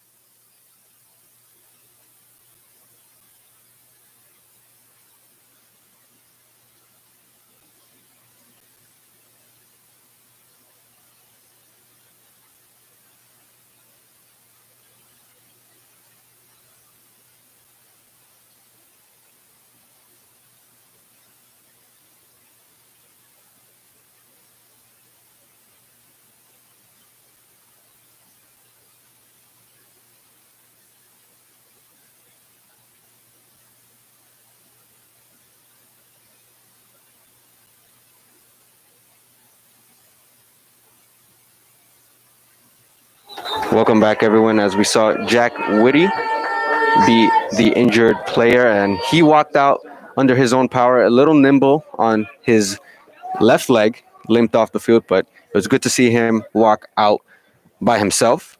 And we saw a first snap by the Millburn Millers. It was a run play up the middle, but did not get much yardage.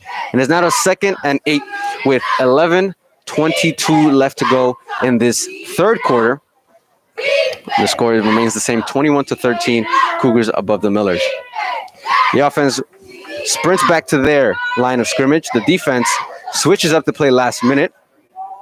And the snap comes to Cantor. Cantor is a screen play, and he rolls to the left, and it does not get much, but a nice gain of about 2 or 3 yards.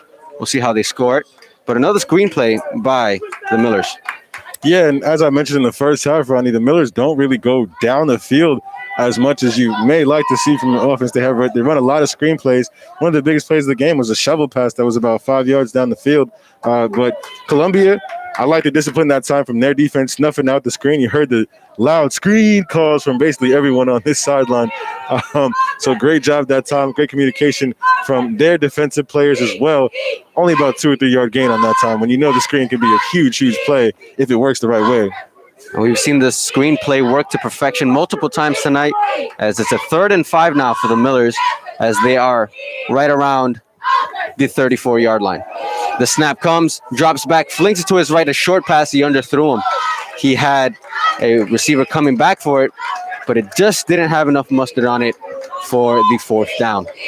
Yeah, it looked like that one basically just slipped out of his hands that time. He saw it wobble, and that's not the trajectory you want to see from a pass.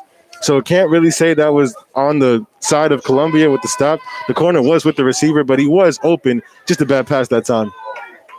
And barring a fake, we might see a punt here. We could. early on in the third quarter for a quick 3 and out. The snap comes a little high. The punter punts it away, and it's a nice punt, and a fair catch sign has been signaled by the receiver, Michael Keynes, and he catches it right in front of the 25-yard line.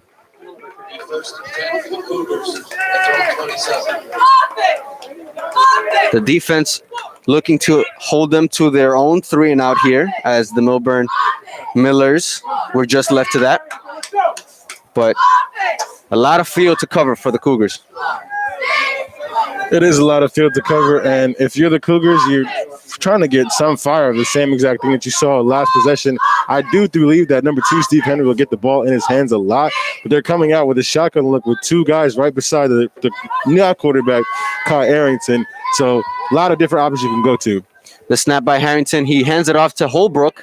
Holbrook drags a couple defenders for about a 4 to 5 yard gain, and nice job there showing off the strength to drag a couple defenders. Exactly, and that's what they tell coaches, or coaches tell running backs to do, is finish through the contact. And if you're a running back, you want to fall forward through the defense. That time had a couple guys on his back that he took with him to get a few more yards.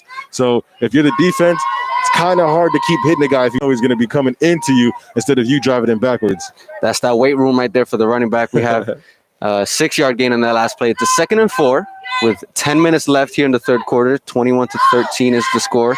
Cougars leading the Millburn Millers. And it's another run play, this time to Henry. And this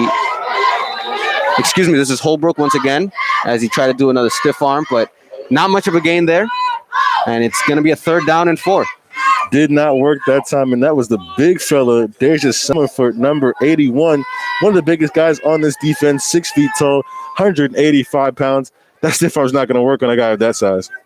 We see the running back Holbrook come out, which another running back, Steam Henry, come in. Michael Keynes is on the offensive side as well. Kai Harrington, number 3, sporting his low white socks and a white right wristband. Kai Harrington lifts up his knee to motion Keynes, and he fumbles the snap, but he recovers it and gets out of bounds for not much of a gain there. So a miscommunication there.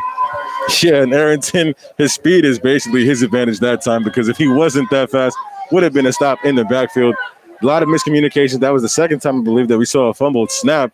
So basically that was the talent that time of Arrington to get out of what could have been a really, really sticky situation. What a reoccurring theme we've seen in this game. Such a symmetrical game. We saw a quick 3 and out from Millburn. Now we see another quick 3 and out by the Cougars as they look to punt it away. Right. So with 8 minutes and 39 seconds left in the 3rd, we are about to see a punt as he catches it, kicks it, and a good punt here, and he gets number 7 back, and the ball is rolling to the 20-yard line, and it gets behind the 20-yard line to about the 18-yard line. So a good punt there and pins them back farther than usual. Yep, and inside the 20 is exactly where you want to go. If you are Millburn, no, Ronnie, you want to do exactly the opposite of the trend that we've seen thus far, which is basically anything that you can do, I can do better. You want to go 3 and out? Well, we can go 3 and out too. Millburn does not want to go 3 and out this time. They're still playing from behind. And as that time starts to dwindle away, it gets to be a lot scarier when you're playing from behind. We are still very early in this 3rd quarter, so quite a bit of football left to go in this game, with 8:22 left in the 3rd quarter. And now we have the Millburn offense out, looking to get something going here after the failed drive last time. Cantor surveys the defense, claps his hands for the snap, hands it off, and a flag is thrown. False start on the offense, which does not make their field position any better. No, it does not. I believe that's the 3rd false start penalty we've seen thus far. Gotta control yourself if you're an offensive lineman. That's simple, lowering the snap count and the cadence and stopping yourself from moving before the ball snapped. They move back 5 yards, and will pushes them back to about the 18-yard line. Excuse me, the 14-yard line. And we see the snap here. It doesn't get really much going here as he's swallowed up by the defense. It was a quick run play, but nothing there. And the positive on this side, Ronnie, is that we still have a few downs to go. If you're Millburn, you have shown that you're willing to go for it. I don't think they're going to want to go for it here, but you do have 2 more plays to try to get something done at about 2nd and 14 right now. 2nd and long is pending here. The defense is pinning back as far as they can as they are near their end zone. And if they can get a stop here, that'll be very good for the defense as it brings confidence every time they do. And they want to get their offense back on the field. Cantor gets the snap, throws it downfield, and he overthrows his receiver. Number 10, Pickard, was the intended receiver, but he overthrew him on that one, which leads to a 3rd down. Yeah, tremendous overthrow that time. And like we mentioned earlier, number 12, Robert Almgren, he's bigger than a lot of these defenders. So if you put that anywhere in his vicinity, chances are he's probably going to be able to come down with that ball. That time, just an errant throw from Cantor. And I know he's seen a few throws from him that have gone really wary thus far. He's going to have to get that under control. Not the most accurate so far in this game. We've seen a lot of overthrows. We've seen some underthrows. So if he wants to get some more points on the board, he's going to get more accurate. But he keeps it himself, and he runs towards the 25-yard line, and he gets a nice gain there. But the 4th down is coming, so we'll see if they go for it. And this is where the penalties really come to bite you in the backside. If they didn't get that penalty, it would have been a 1st down. But alas, they did not, and now they're looking at about a 4th and 5. 4th and 5, and we do see the punt team out there for special teams, but I wouldn't be surprised if they run a fake here. And we're waiting for the snap. The punter collects it, and kicks it a high punt at around the 50-yard line, takes a bounce the other way, and is collected by a Millburn defender. And now we're going to see the Cougars come back into the field after that drive was halted. And the Cougars look to get some offense going here for themselves. And the Cougars had a great start to their offensive possession last time. We saw the running back get a few good chunks of yardage in the very beginning, but Millburn was able to snuff out what they were trying to do on the offensive end as the drive wore on. This time, I think they're going to try to switch things up a little bit. They stayed more so in the middle of the field with their big running back. I'd like to see Kai Arrington and Michael Gaines on the outside get some traction to maneuver.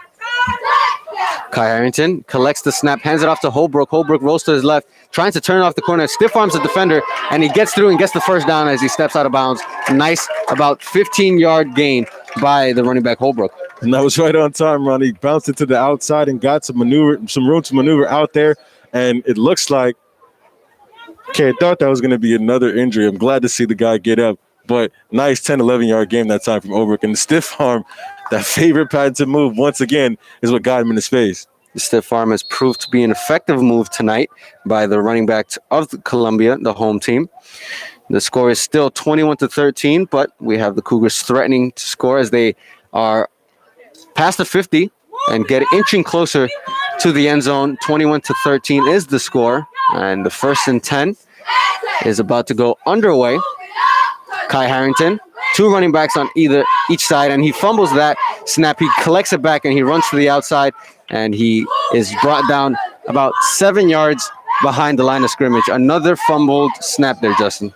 Yeah, and that has really been the yin and the yang for this team. It seems like they move the ball down the field, then a fumbled snap. Move the ball down the field, then a penalty, and that's what's really killing this team. Don't know if it's the chemistry, don't know if it's the center, or don't know if it's Kai Arrington himself. But if you're Columbia and you really want to put a stamp on this game and start to open up the score, you're going to have to stop having those basic mistakes. You know, they say football is a game of inches, but maybe the center is so used to throwing to the slightly taller Nick Aaron, who is 5'11", and Kai Harrington is a modest 5'8". So those 3 inches might set the center off a little bit on those snaps. Who knows? But that last snap was a little high. This time the snap is good, and he hands it off to Keynes as he rolls to the right on the jet sweep, but does not get any yardage. He was basically running straight to the east. Yeah, and once again, that's the big defensive end, number 81, coming in there to snuff that out. Wasn't able to make the play on that one, but forced Gaines to go to the outside. He was met by the corners who were right there waiting for him. This defensive end has made a lot of plays thus far in this game, and it's really his height and his size that's been able to allow him to get into the backfield. Because when Gaines got the ball, here was big number 81 right there in his face. 3rd and long, 3rd and 20 here for the Cougars as they're set all the way back to about the 53-yard line. At midfield, Kai Harrington awaits his snap, gets a snap, and he fumbles it once again right through his fingers, and he has to fall on it at the 40-yard line on the other side of the 50-yard line. So that fumbled snap will get them off the field as the yardage is just too insurmountable at this point. Yeah, Ronnie, I mean, this is really, really sloppy if you're Columbia. I know they got a lot of fans over here. I know it's their senior night, and most of this crowd is pro-Columbia. But you got to be disappointed with what's going on in terms of the snaps. Still have the lead, but you're playing with fire if you keep making plays like that.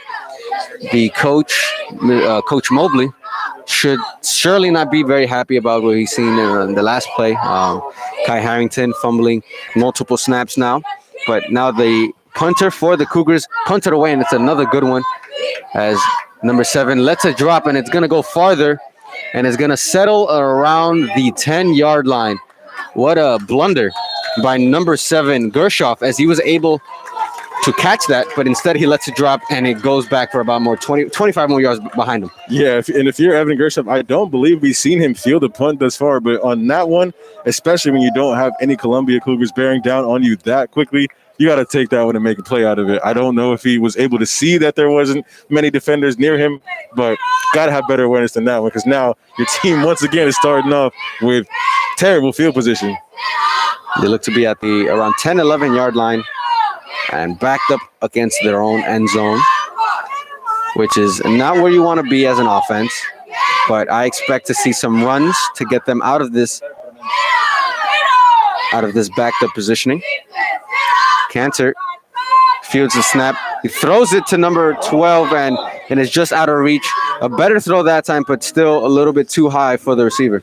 A little bit too high, that is correct. And that was number 2 again, Jalil St. Cyr, who could have gotten another interception. He almost had one in the first half where it was almost a pick 6 if he was able to bring it in. But yeah, errant throw again. I agree with you, Ryan. I believe they're going to try to run the football at this point.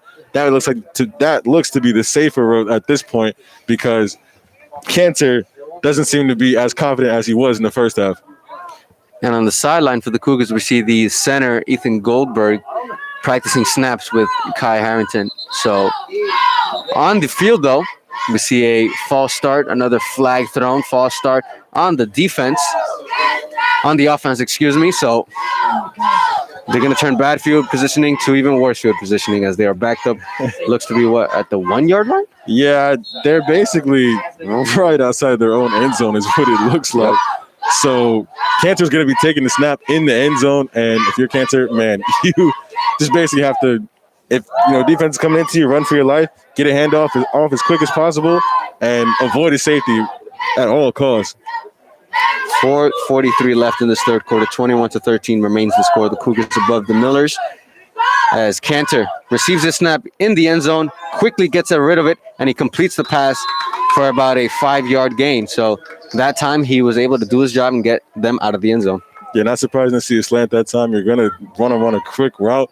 5 yards, not a bad pickup. Now they're in a third and more decent field position, at least out of the end zone.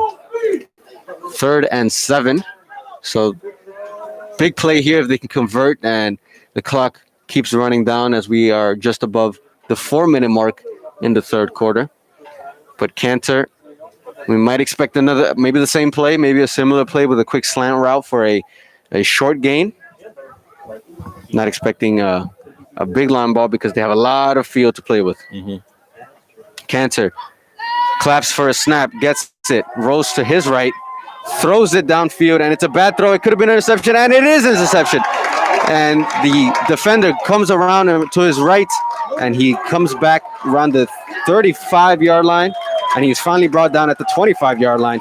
And a big interception there by the Cougars.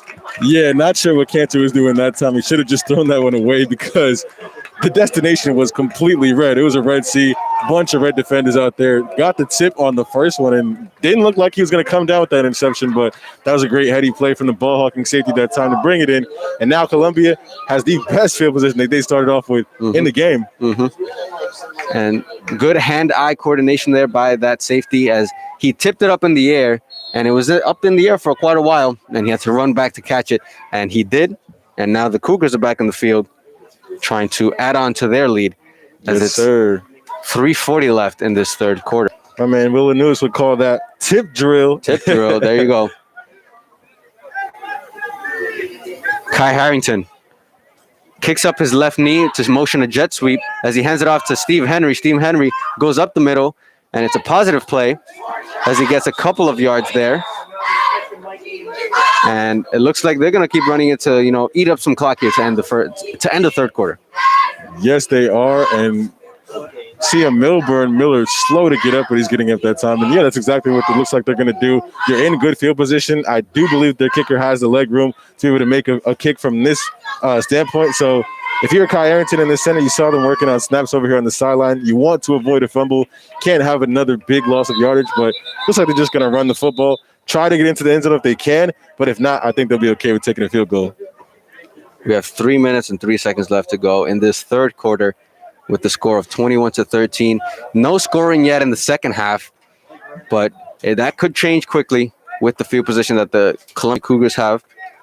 We have a stoppage in play as the slow to get up player for the Millburn Millers is stepping out onto the sideline.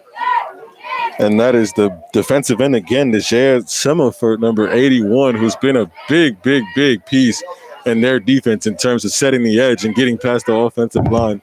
That's going to be a big loss when they're running.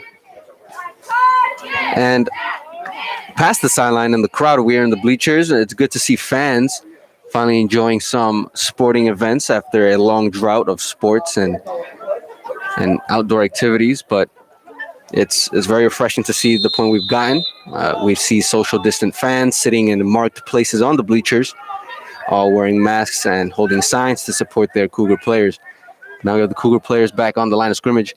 Kai Harrington surveys, sticks his hands out, and we get a false start. Good job by Harrington to fake the defense out with a false start, as they're going to take a nice stroll about 5 yards down, closer to their end zone. Yeah, and if you want to make up for mistakes, well, shoot, just get the other side to make some mistakes.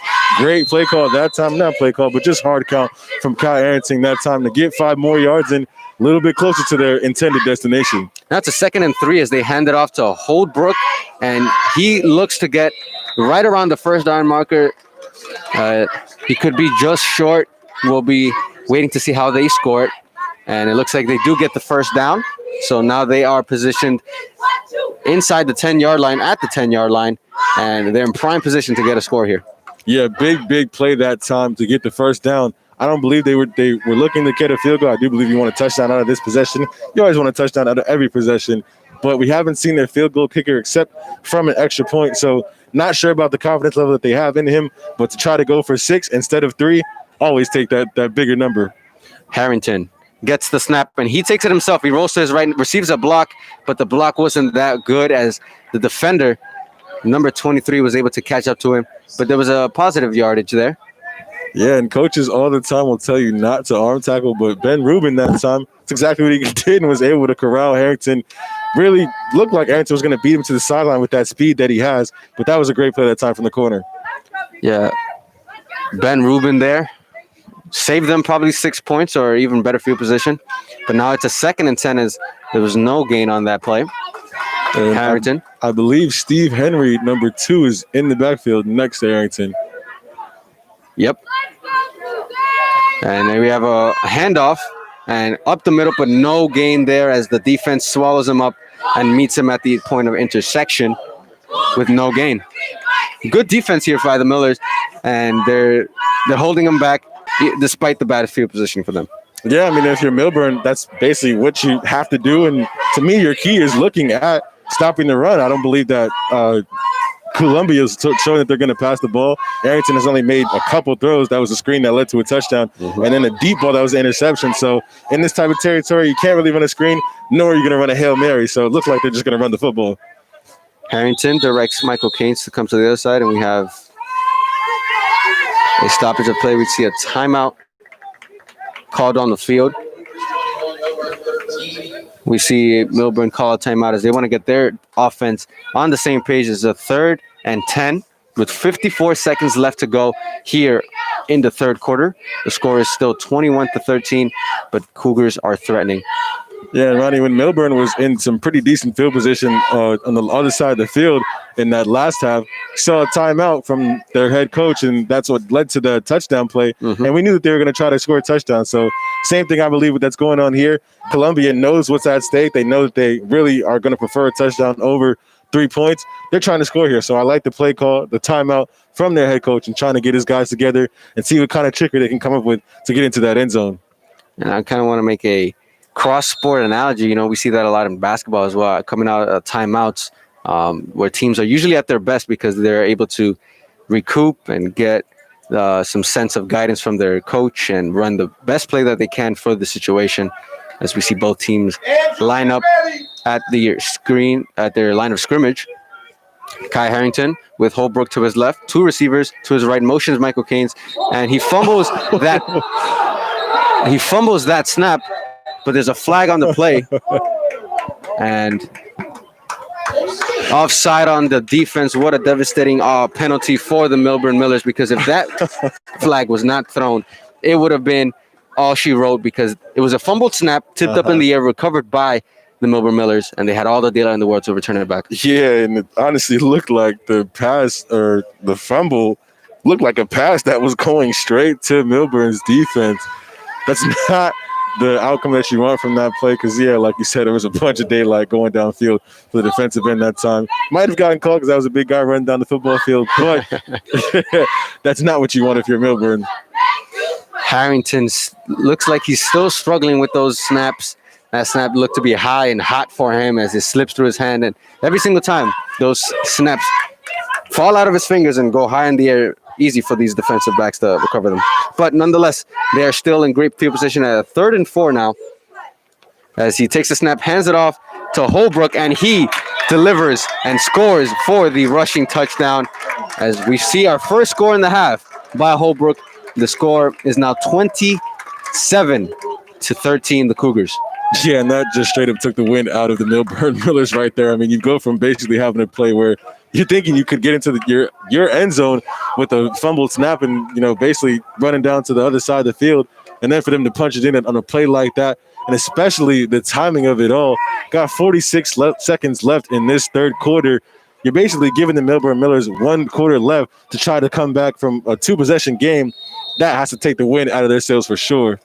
Definitely a demoralizing touchdown, but some insurance points for the Cougars as we see the special teams line up for the extra point attempt.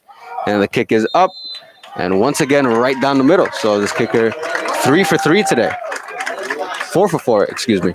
And we have a 28-13 game with 46.4 seconds left to go in this third quarter. And with that, we're going to head into a quick break. So we'll see you on the other side of this break. We'll be right back after this.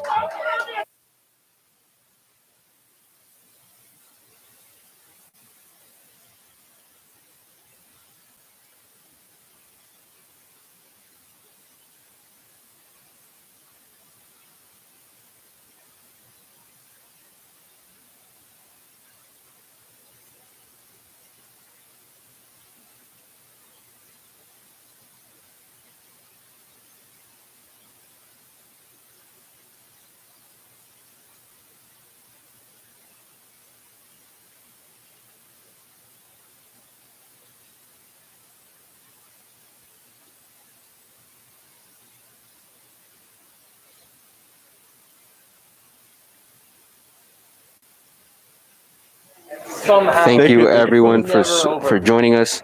As I'm Ronnie Jerez, joined by Justin Morris, and we're going to step aside for a quick 15-second station identification.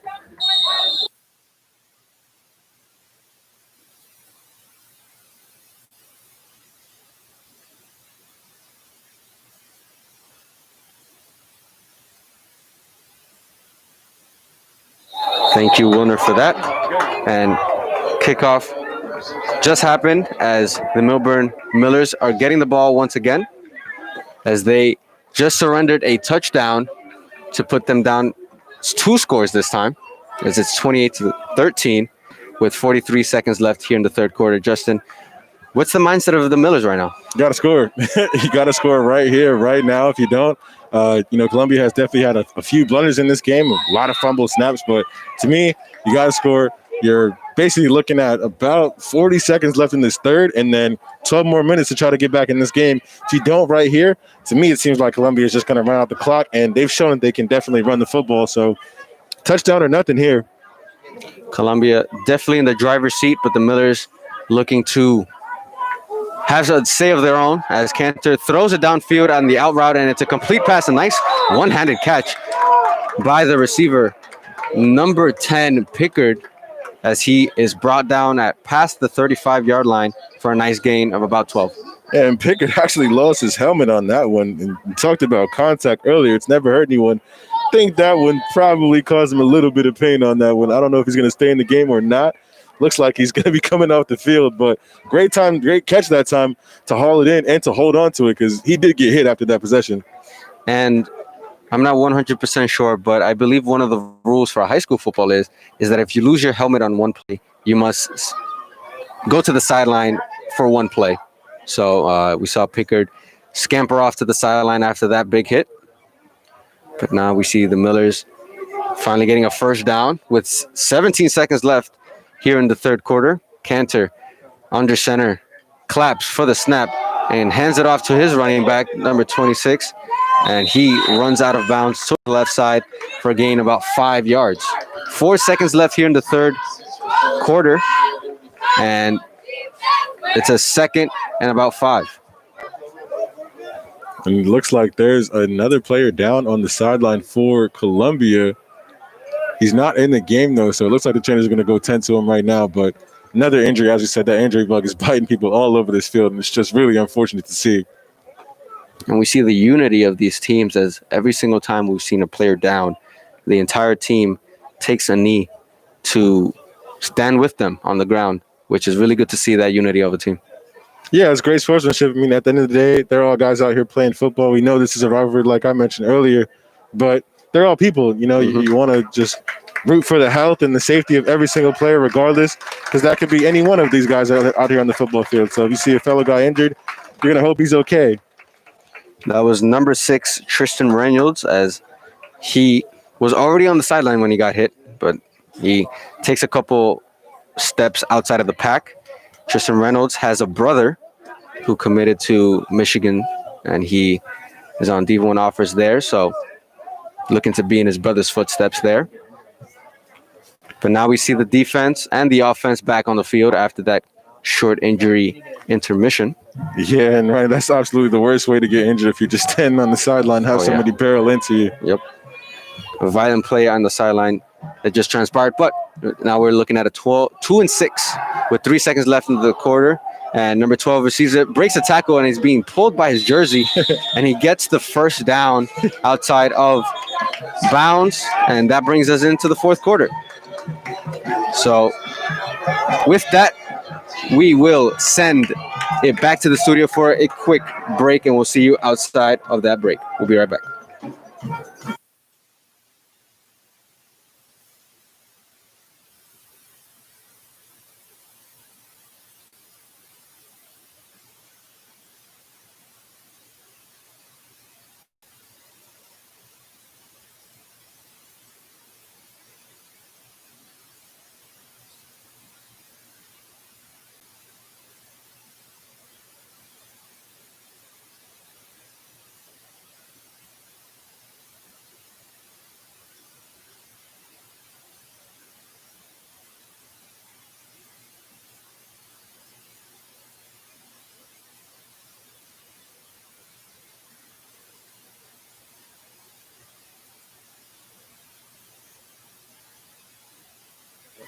Thank you so much, Christian, and welcome back. I am Ronnie Jerez alongside Justin Morris and our sideline reporter, Matt Malaspina, here as he is a student of Columbia High School. And Matt, what do you think you saw? What are some things you saw in that third quarter? I mean, that was a good third quarter. That was a good third quarter by Columbia, really getting that defense in and getting that offense in as well. I think Justin said it best. This possession right here for Millburn is the most important. Millburn need to score here, but even if they don't, I like to put this back to Seton Hall basketball. You could be up. Seton Hall can be up by 20. It does not matter. You're still worrying if they're going to blow that lead. And as much as I love Seton Hall, it can happen. And Columbia really just have to make sure they don't blow that lead and make sure that they just run time on the clock and play good defense. Well, thank you, Matt. And of course, it ain't over until it's over. So thank you so much for that sideline report, Matt. And we'll see you at post game, as the first snap for the Millburn Millers was a run right up the middle, but did not get anywhere. So they're going to face it 2nd and 10. But Justin, as we are entering this fourth quarter by a score of 28-13, it's like Yogi Berra once said, it's getting late early for this team. Yeah, I love the Yogi Berra quote, Ronnie, as the Yankees are playing their game right now. Like you mentioned, ain't over till it's over. It ain't over till the fat lady sings. It's not over till the clock winds up at a 0. But this Millburn team, great possession that time from Columbia in the first play to get the sack on the QB. And now you're looking at about a 3rd and 8-ish.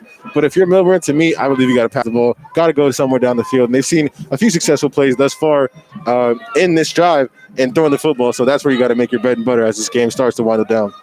A roll run play to the left side got them about 5 yards as they face a 3rd and 5 with just under 11 minutes to go as we just start this fourth quarter.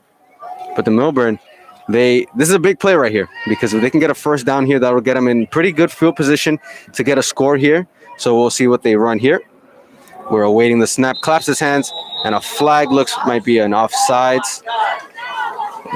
Offsides on the defense. So what a break there from Millburn. And it's been breaks all day, basically. Another one from Millburn. Now you're basically moving up into first down possession. So you get to move the sticks and you get 3 more plays to try to get another first down or get into the end zone. If you're Columbia, though, you got to limit the penalties. You need to close this down, get some insurance on the board. You already have a 2-possession lead. You can't let this team back into the game on your own, on the fault of yourself. If they beat you, that's fine. If it's your own fault, that's a whole other conversation. I believe that's the 19th penalty total for both teams this game. So not the cleanest of football we've seen. Here's the snap from the Millers as he threw it up the middle, but that was all tipped away by number 54, Justin Anderson, the run stopper, doing some good job blocking that ball away. Yeah, and the run stopper making some waves in the passing game as we see similar play that we saw in that first quarter where the Millers actually got their first touchdown. A little shovel pass his screen where the receiver moves over into the flat in the middle of the field. But Columbia wasn't asleep that time. They woke up and Justin Anderson was able to just get his arm outstretched to bat that ball down. And we can see how big these penalties are because if it weren't for that penalty, it could have been a 4th down play right now. They could be punting.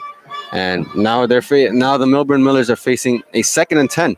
So they have another opportunity to get going here. As Cantor throws it to the left side and hits his receiver for about 9 yards. I don't know if he picked up the first down yardage, but it's really, really close.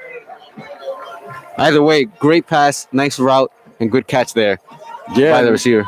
Yeah, exactly. And Millburn is just kind of methodically moving this ball down the field on Columbia's defense.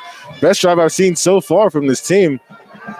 Big 3rd and 1 here as he completes a pass to his tight end, number 10, and he gets it for a nice gain of about 10. So now Millburn might be cooking something up here, Justin. Yeah, they're knocking on the door, and I believe they ran a hurry-up offense on that last session. They're going to go back and huddle it up now. But that hurry-up was really what kept the Cougars honest, kept them off guard, and they're really just moving the ball down, like we said, and getting into the passing game as well. The Millburn Millers at the 21-yard line, looking to cut the deficit by 1 score. The snap is a little high, but he keeps it himself as he rolls to his left, and he does not get anything. Great stoppage there by the defense as he read it all the way. Yeah, and that's a play to get some momentum back on your side, isn't it? Great job that time. Quarterback tried to bounce it outside, but there was nowhere to go. And a great tackle to give them some hints of, hey, we're still here and we still got this lead. That was Cooper Titan making that big tackle in the backfield, not letting them advance. Now it's 2nd and 11 in the red zone. It's a great name. Cooper Titan. Cooper Titan. We've seen a lot of good names here, like with Jahir St. Cyr, and Cooper Titan. So now we see the Millers set up, clap for the snap, pump fake, throws it into the end zone. They go up for it, and it's knocked away by Titan. But there's a flag on the play, and a lot of reactions from the crowd. Yeah, and Rana, we actually have the Columbia coaching staff right next to us in this booth, so we can hear a lot of the reactions going on and the reactions of the sideline as well. I don't know if I agree with that pass interference call the refs are going to give them, but hey, they're the refs, just the broadcaster. Penalty on the defense, which looked to be some good coverage there by Cooper Titan as he knocked the ball away, but alas, we have the Millers having another shot at it. And it's going to be 1st down. And big turning point in this game here. Yeah, definitely. And 8 minutes and 26 seconds is still plenty of time to, if they score here, to get another chance for a possession at getting the ball into the end zone again. So if you're Millburn, not too worried about the clock. And the snap. And they inch closer to the end zone on that run. And they get about 5 yards there, so it's going to be about a 2nd and 6. Yeah, and if I'm not mistaken, I actually believe the quarterback just came off of the field that last possession. And they're going to switch up who's taking the snap. The score is 28-13 with the Millburn Millers threatening to score and cut that lead down to 1 score with just about 8 minutes left here in this game. And as you said, there's still plenty of time. You can score here and pin them down on the other end on the defensive end for a 3 and out and have another opportunity to score. So we might be in for a crazy finish here, but it all depends on this drive. 1st and 3, 1st and goal. But that run play was eaten up by the defense. and had nowhere to go. Yeah, and a lot of times, Ronnie, in football, they say the red zone is the hardest area to score in because the defense basically knows, especially in high school, that you're not your only, but your best option is to run the football. That's what they were keying on that time. Got a great push from the interior defensive line to basically get down on all fours and go straight bear crawl to get into that backfield. But if you're Millburn, you may want to switch things up, try to get into the outside, or perhaps throw a pass to get into the end zone. We've seen a passing touchdown by the Millburn Millers early on. The first touchdown, it was a quick slant up the middle by Almagren. And another pass here, and it's broken up with an incomplete pass there. Good coverage there by the defense, which is a big play there. Yeah, and I believe Almagren wanted a flag on that one, but that was good defense that time. I believe the refs maybe trying to make up for that last call where they gave him pass interference, but you hate to give pass interference calls, especially in the end zone. That's pretty much free points. Still, with about 7 minutes left here in this game, and the Millers still threatening to score here, but this is a big play here. 3rd and 6. 6 yards to get into the end zone on 3rd and goal. The team looking to get a stop here, hold them to maybe 3 points, and not allow them to enter the end zone. And it looks like we're going to get a timeout here. Millburn calls a timeout on offense here, and with that timeout, we're going to send it to a quick break. We'll see you after this.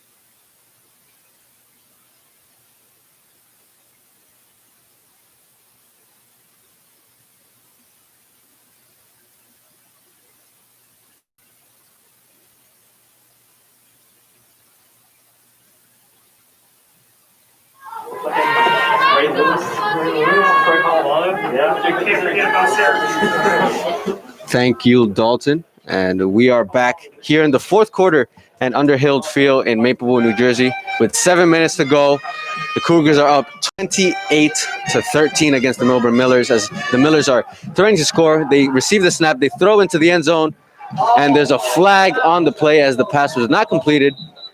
But it could be another pass interference on the offense this time. So the Cougars catch a break there on the penalty, and that was a big play. Big penalty there for the Cougars.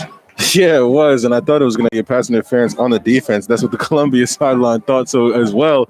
But if you're Millburn, you're officially getting pushed back into around 15, 14 yardage territory with the 3rd down to go still. Got to still get the ball into the end zone. I don't know how you're going to do it, but, hey, I'm not the coach either. We'll see what they can cook up to try to get the ball into the end zone on this possession because they have to score. They've been struggling on the air all day today, as both teams have been struggling on the air today and been relying more on the running game. But now it's a 3rd and 19 on 3rd and goal. So they must get it in the end zone 19 yards away to try to get this game back to a 1-score game. And we see a motion towards the right. Cantor throws to the middle, finds a number 10, and he runs to the end zone, a flag in the air, and he gets it in there for a touchdown. But we see a flag on the play, and it's a penalty on the offense, which brings them back. What a devastating penalty there. Yeah, this is this is bad for Millburn. I mean, you basically get the ball into the end zone, and that's their patented go-to play when they want to score.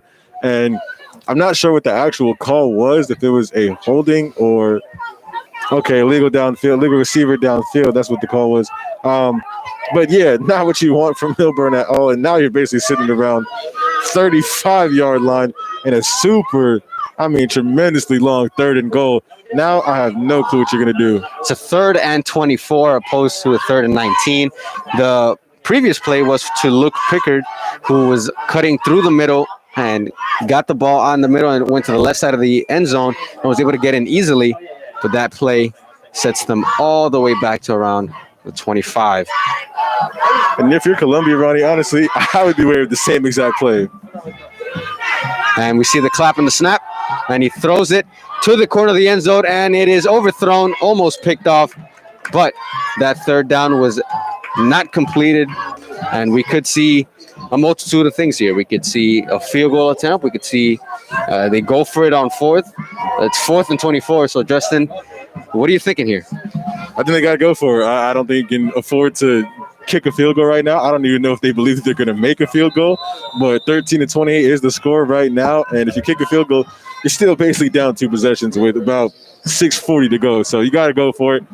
Don't believe they're going to get it, but we've seen stranger things.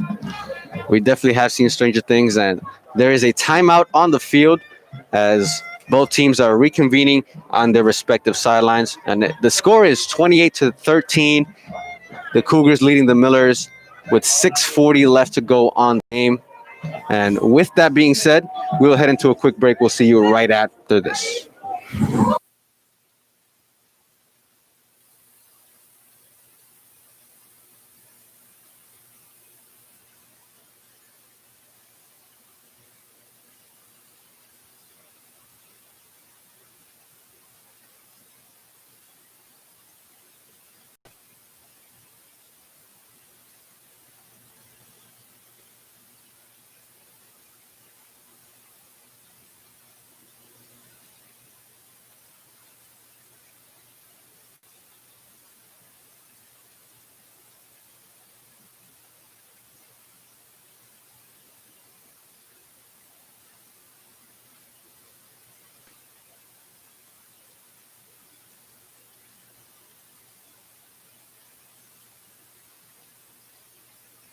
Welcome back. This is Ronnie Jerez joined with Justin Morris. And in that short break, we saw a bit of trickery by the Millburn Millers, as on 4th and 24, they completed a pass up the middle and a backwards lateral up the sideline to allow them to get right at the 1 yard line, but they could not get it in the end zone. And it's such a devastating play for the Millburn Millers, which now grants the Cougars a 1 yard line offensive possession. Yeah, Ronnie, they call that the old hook and ladder play. You basically run a receiver on a curl route, comes back to the quarterback, and on that curl route, you got a guy who comes basically right behind the receiver to pitch it back to him. That's what called the defense off guard. Like you said, 1 yard line now, but you still got to punch it into the end zone. And we see the offensive snap, as it doesn't appear to have gone much anywhere.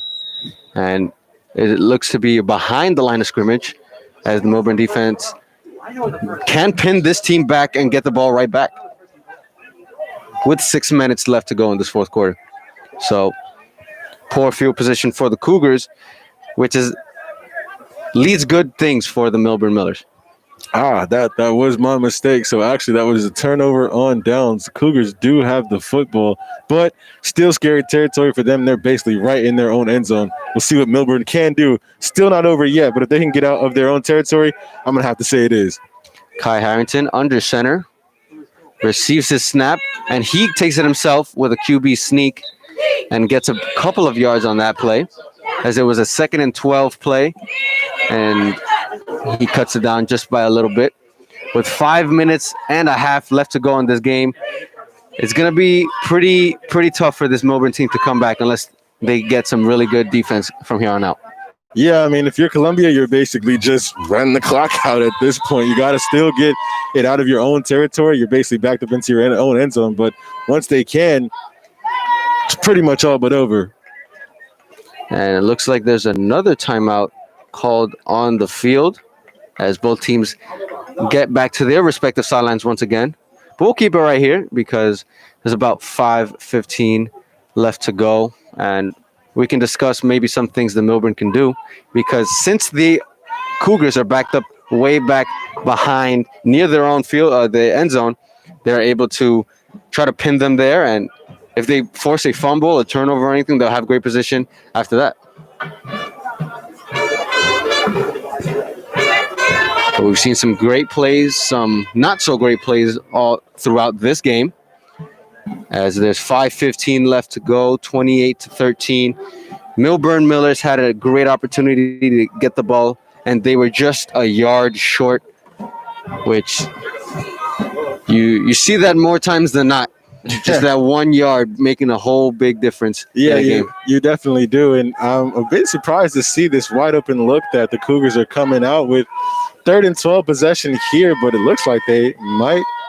Oh, they're going to run it again. Okay. They ran it for about 5 yards there as they cut the down about half. And they're going to be a pivotal 4th down now. And it'll be interesting to see if they go for it. It's a 4th and about 5 or 6.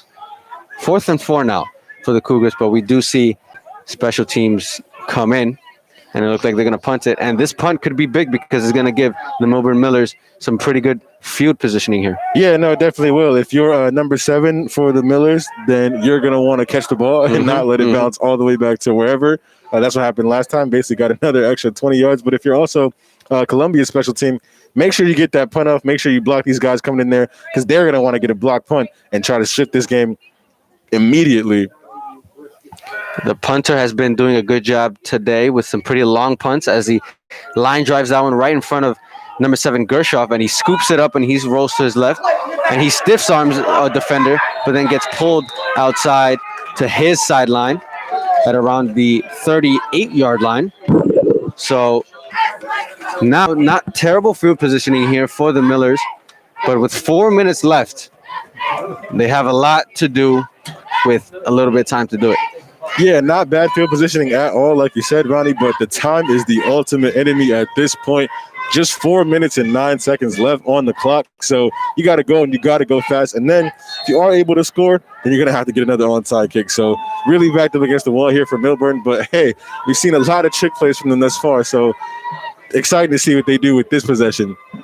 Millburn gets the snap, throws it to his left, and it is caught for a complete pass, and he's met right there by some defenders. So, again, about 3 or 4 yards, which is some positive play, but the clock still is running, and the clock is not their friend at this point. There's 3:50 left to go in this game. Yeah, a bit of a surprising play call that time. Maybe they tried to go for another hook and ladder, but a curl route with 4 minutes to go and down double digits, that's not going to work. It's very risky, but, you know, risky plays at this sometimes at this level are sometimes not expected. So it'll be interesting to see what they call here. Coach Christopher Dreschel doing the play calling for this Millburn team. And we see the quarterback take the snap. Number 14, he runs up the middle and into the left of the sideline as he looks for that sideline to stop the clock. But it seems that he might have been taken down. He successfully got out of bounds to stop the clock, and it's 3:17 left to go in this game. Yeah, that was a smart heady play that time for the quarterback. It looked like the play call was just basically get the ball run up the middle, but great job that time for him to bounce it outside and to get out of bounds and stop that clock. A big 3rd and 5 here for the Millburn Millers to try to advance this drive for any chance that they can to extend this game. The offense and the defense meet at the line of scrimmage. Claps for the snap, looks to his left, pump fakes, and he is sacked behind the line of scrimmage. And that is a big, big sack by number 52 for the Cougars, which is Chris Bird, the big man, 6'1", 252, and a big play there to get them to a pivotal 4th down. That is a very big man, as you just said, Ronnie. 252, and he's able to use all of that frame to get right in behind that offensive line. Basically looking at now a 4th and 12 for Millburn. This is the play of the game right here.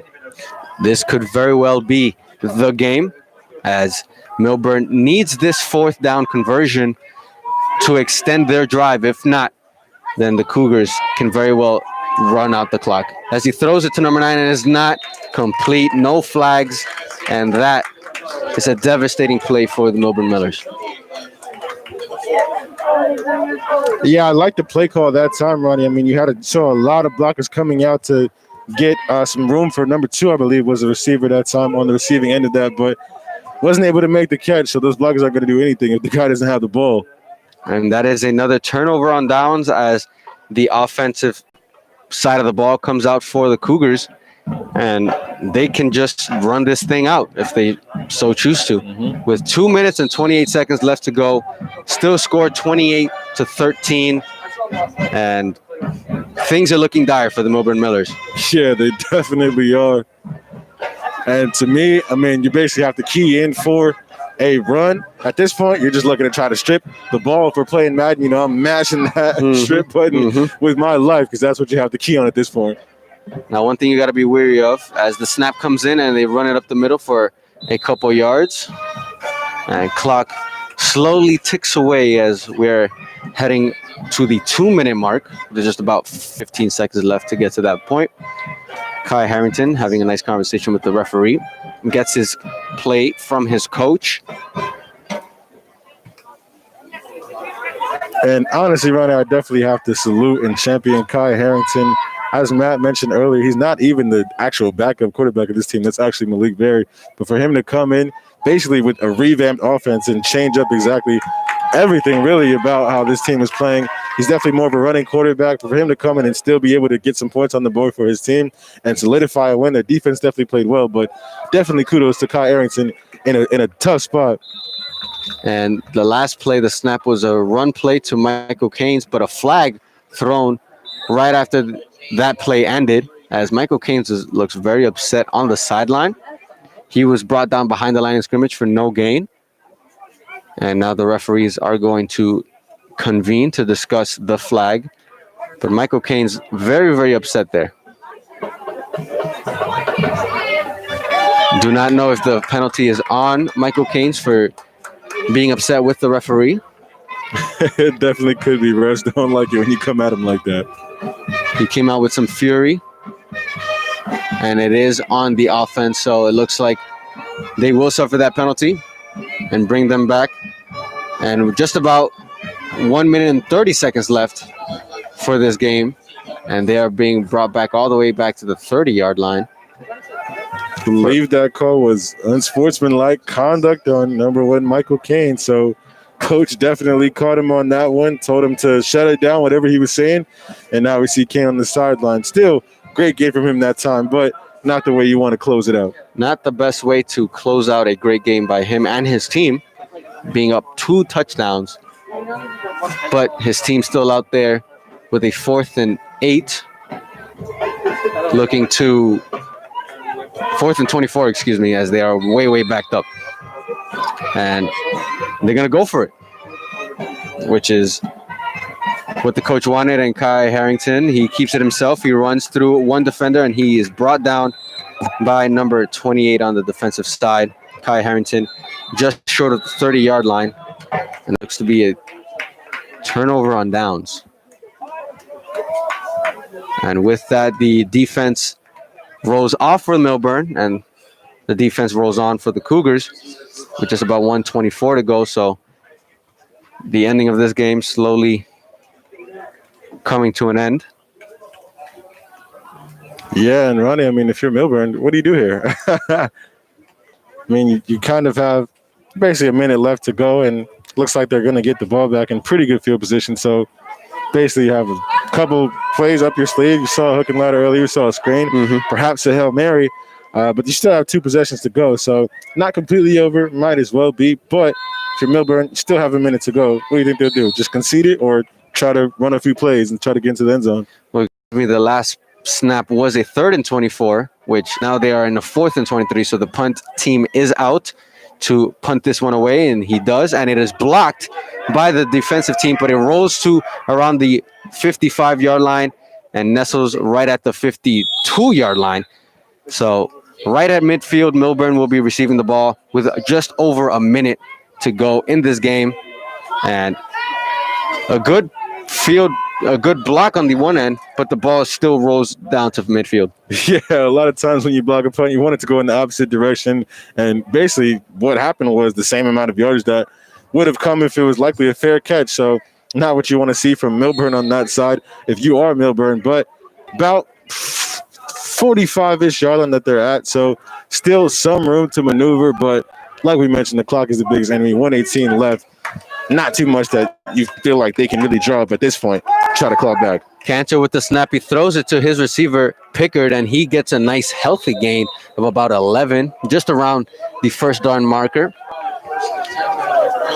And it looks like they're giving him the first down. So with the clock stopping on that play, and it continues now, just heading into 1 minute and 5 seconds left.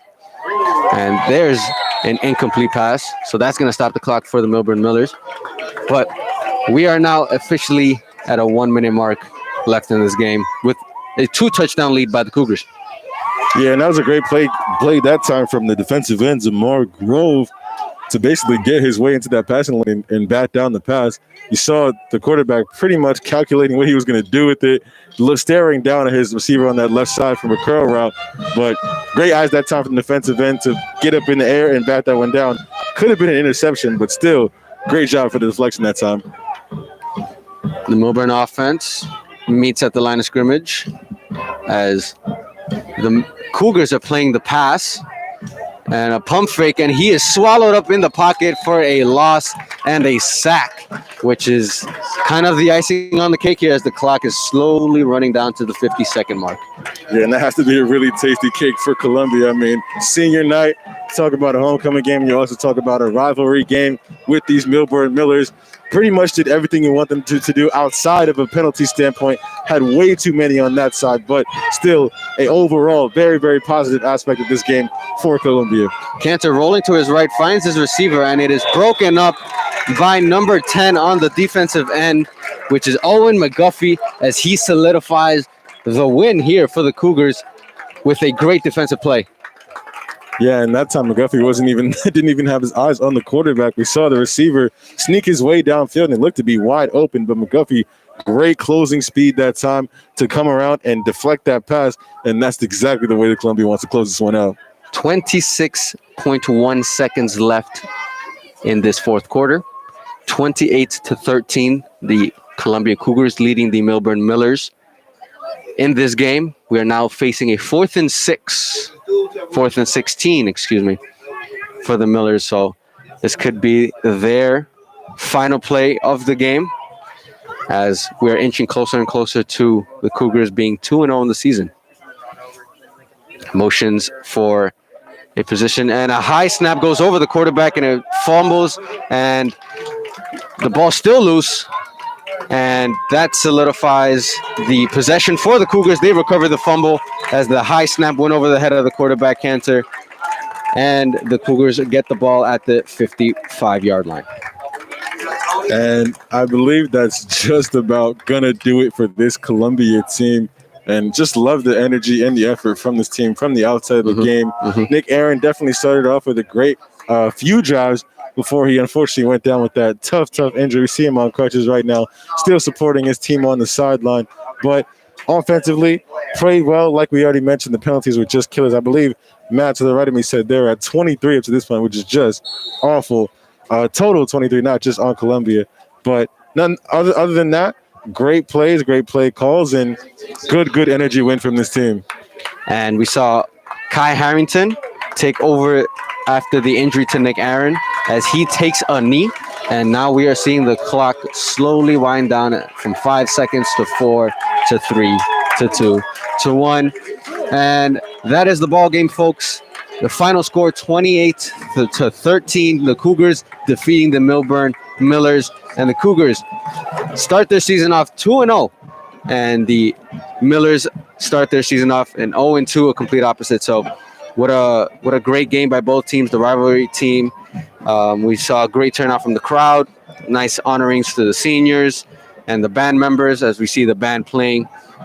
And what an overall great game. What do you think, Justin? Yeah, I mean, I loved it. To be honest, it's great to be out here watching football.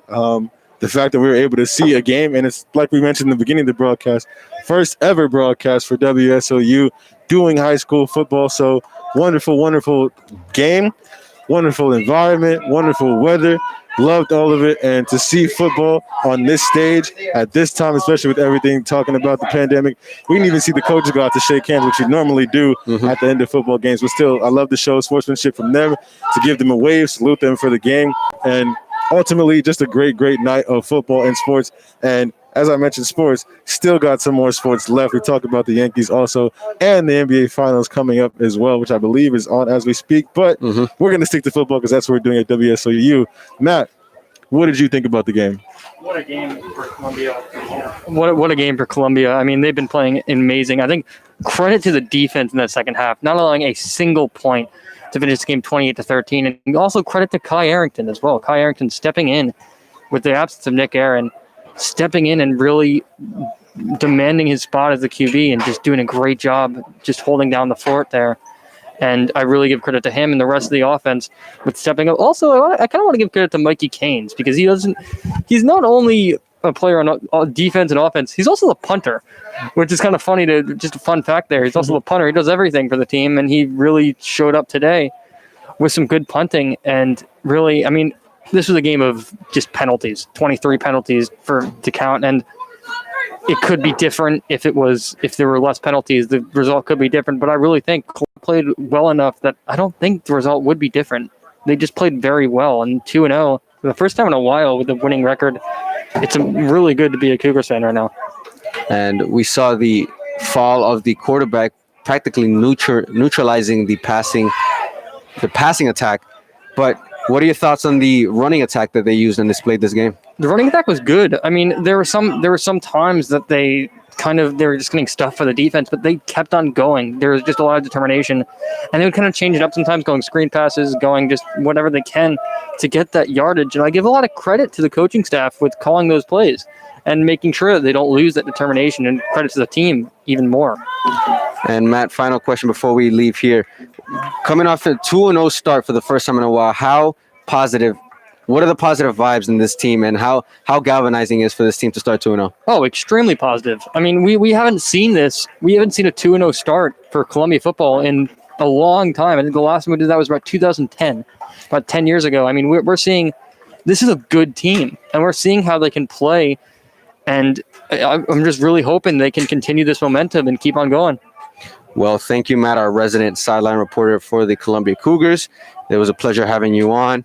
And that's going to wrap it up for here in the booth in Underhill Fieldhouse. It is a score of 28-13, the final score of the Cougars defeating the Millburn Millers, as we saw a great night of football here on Friday night.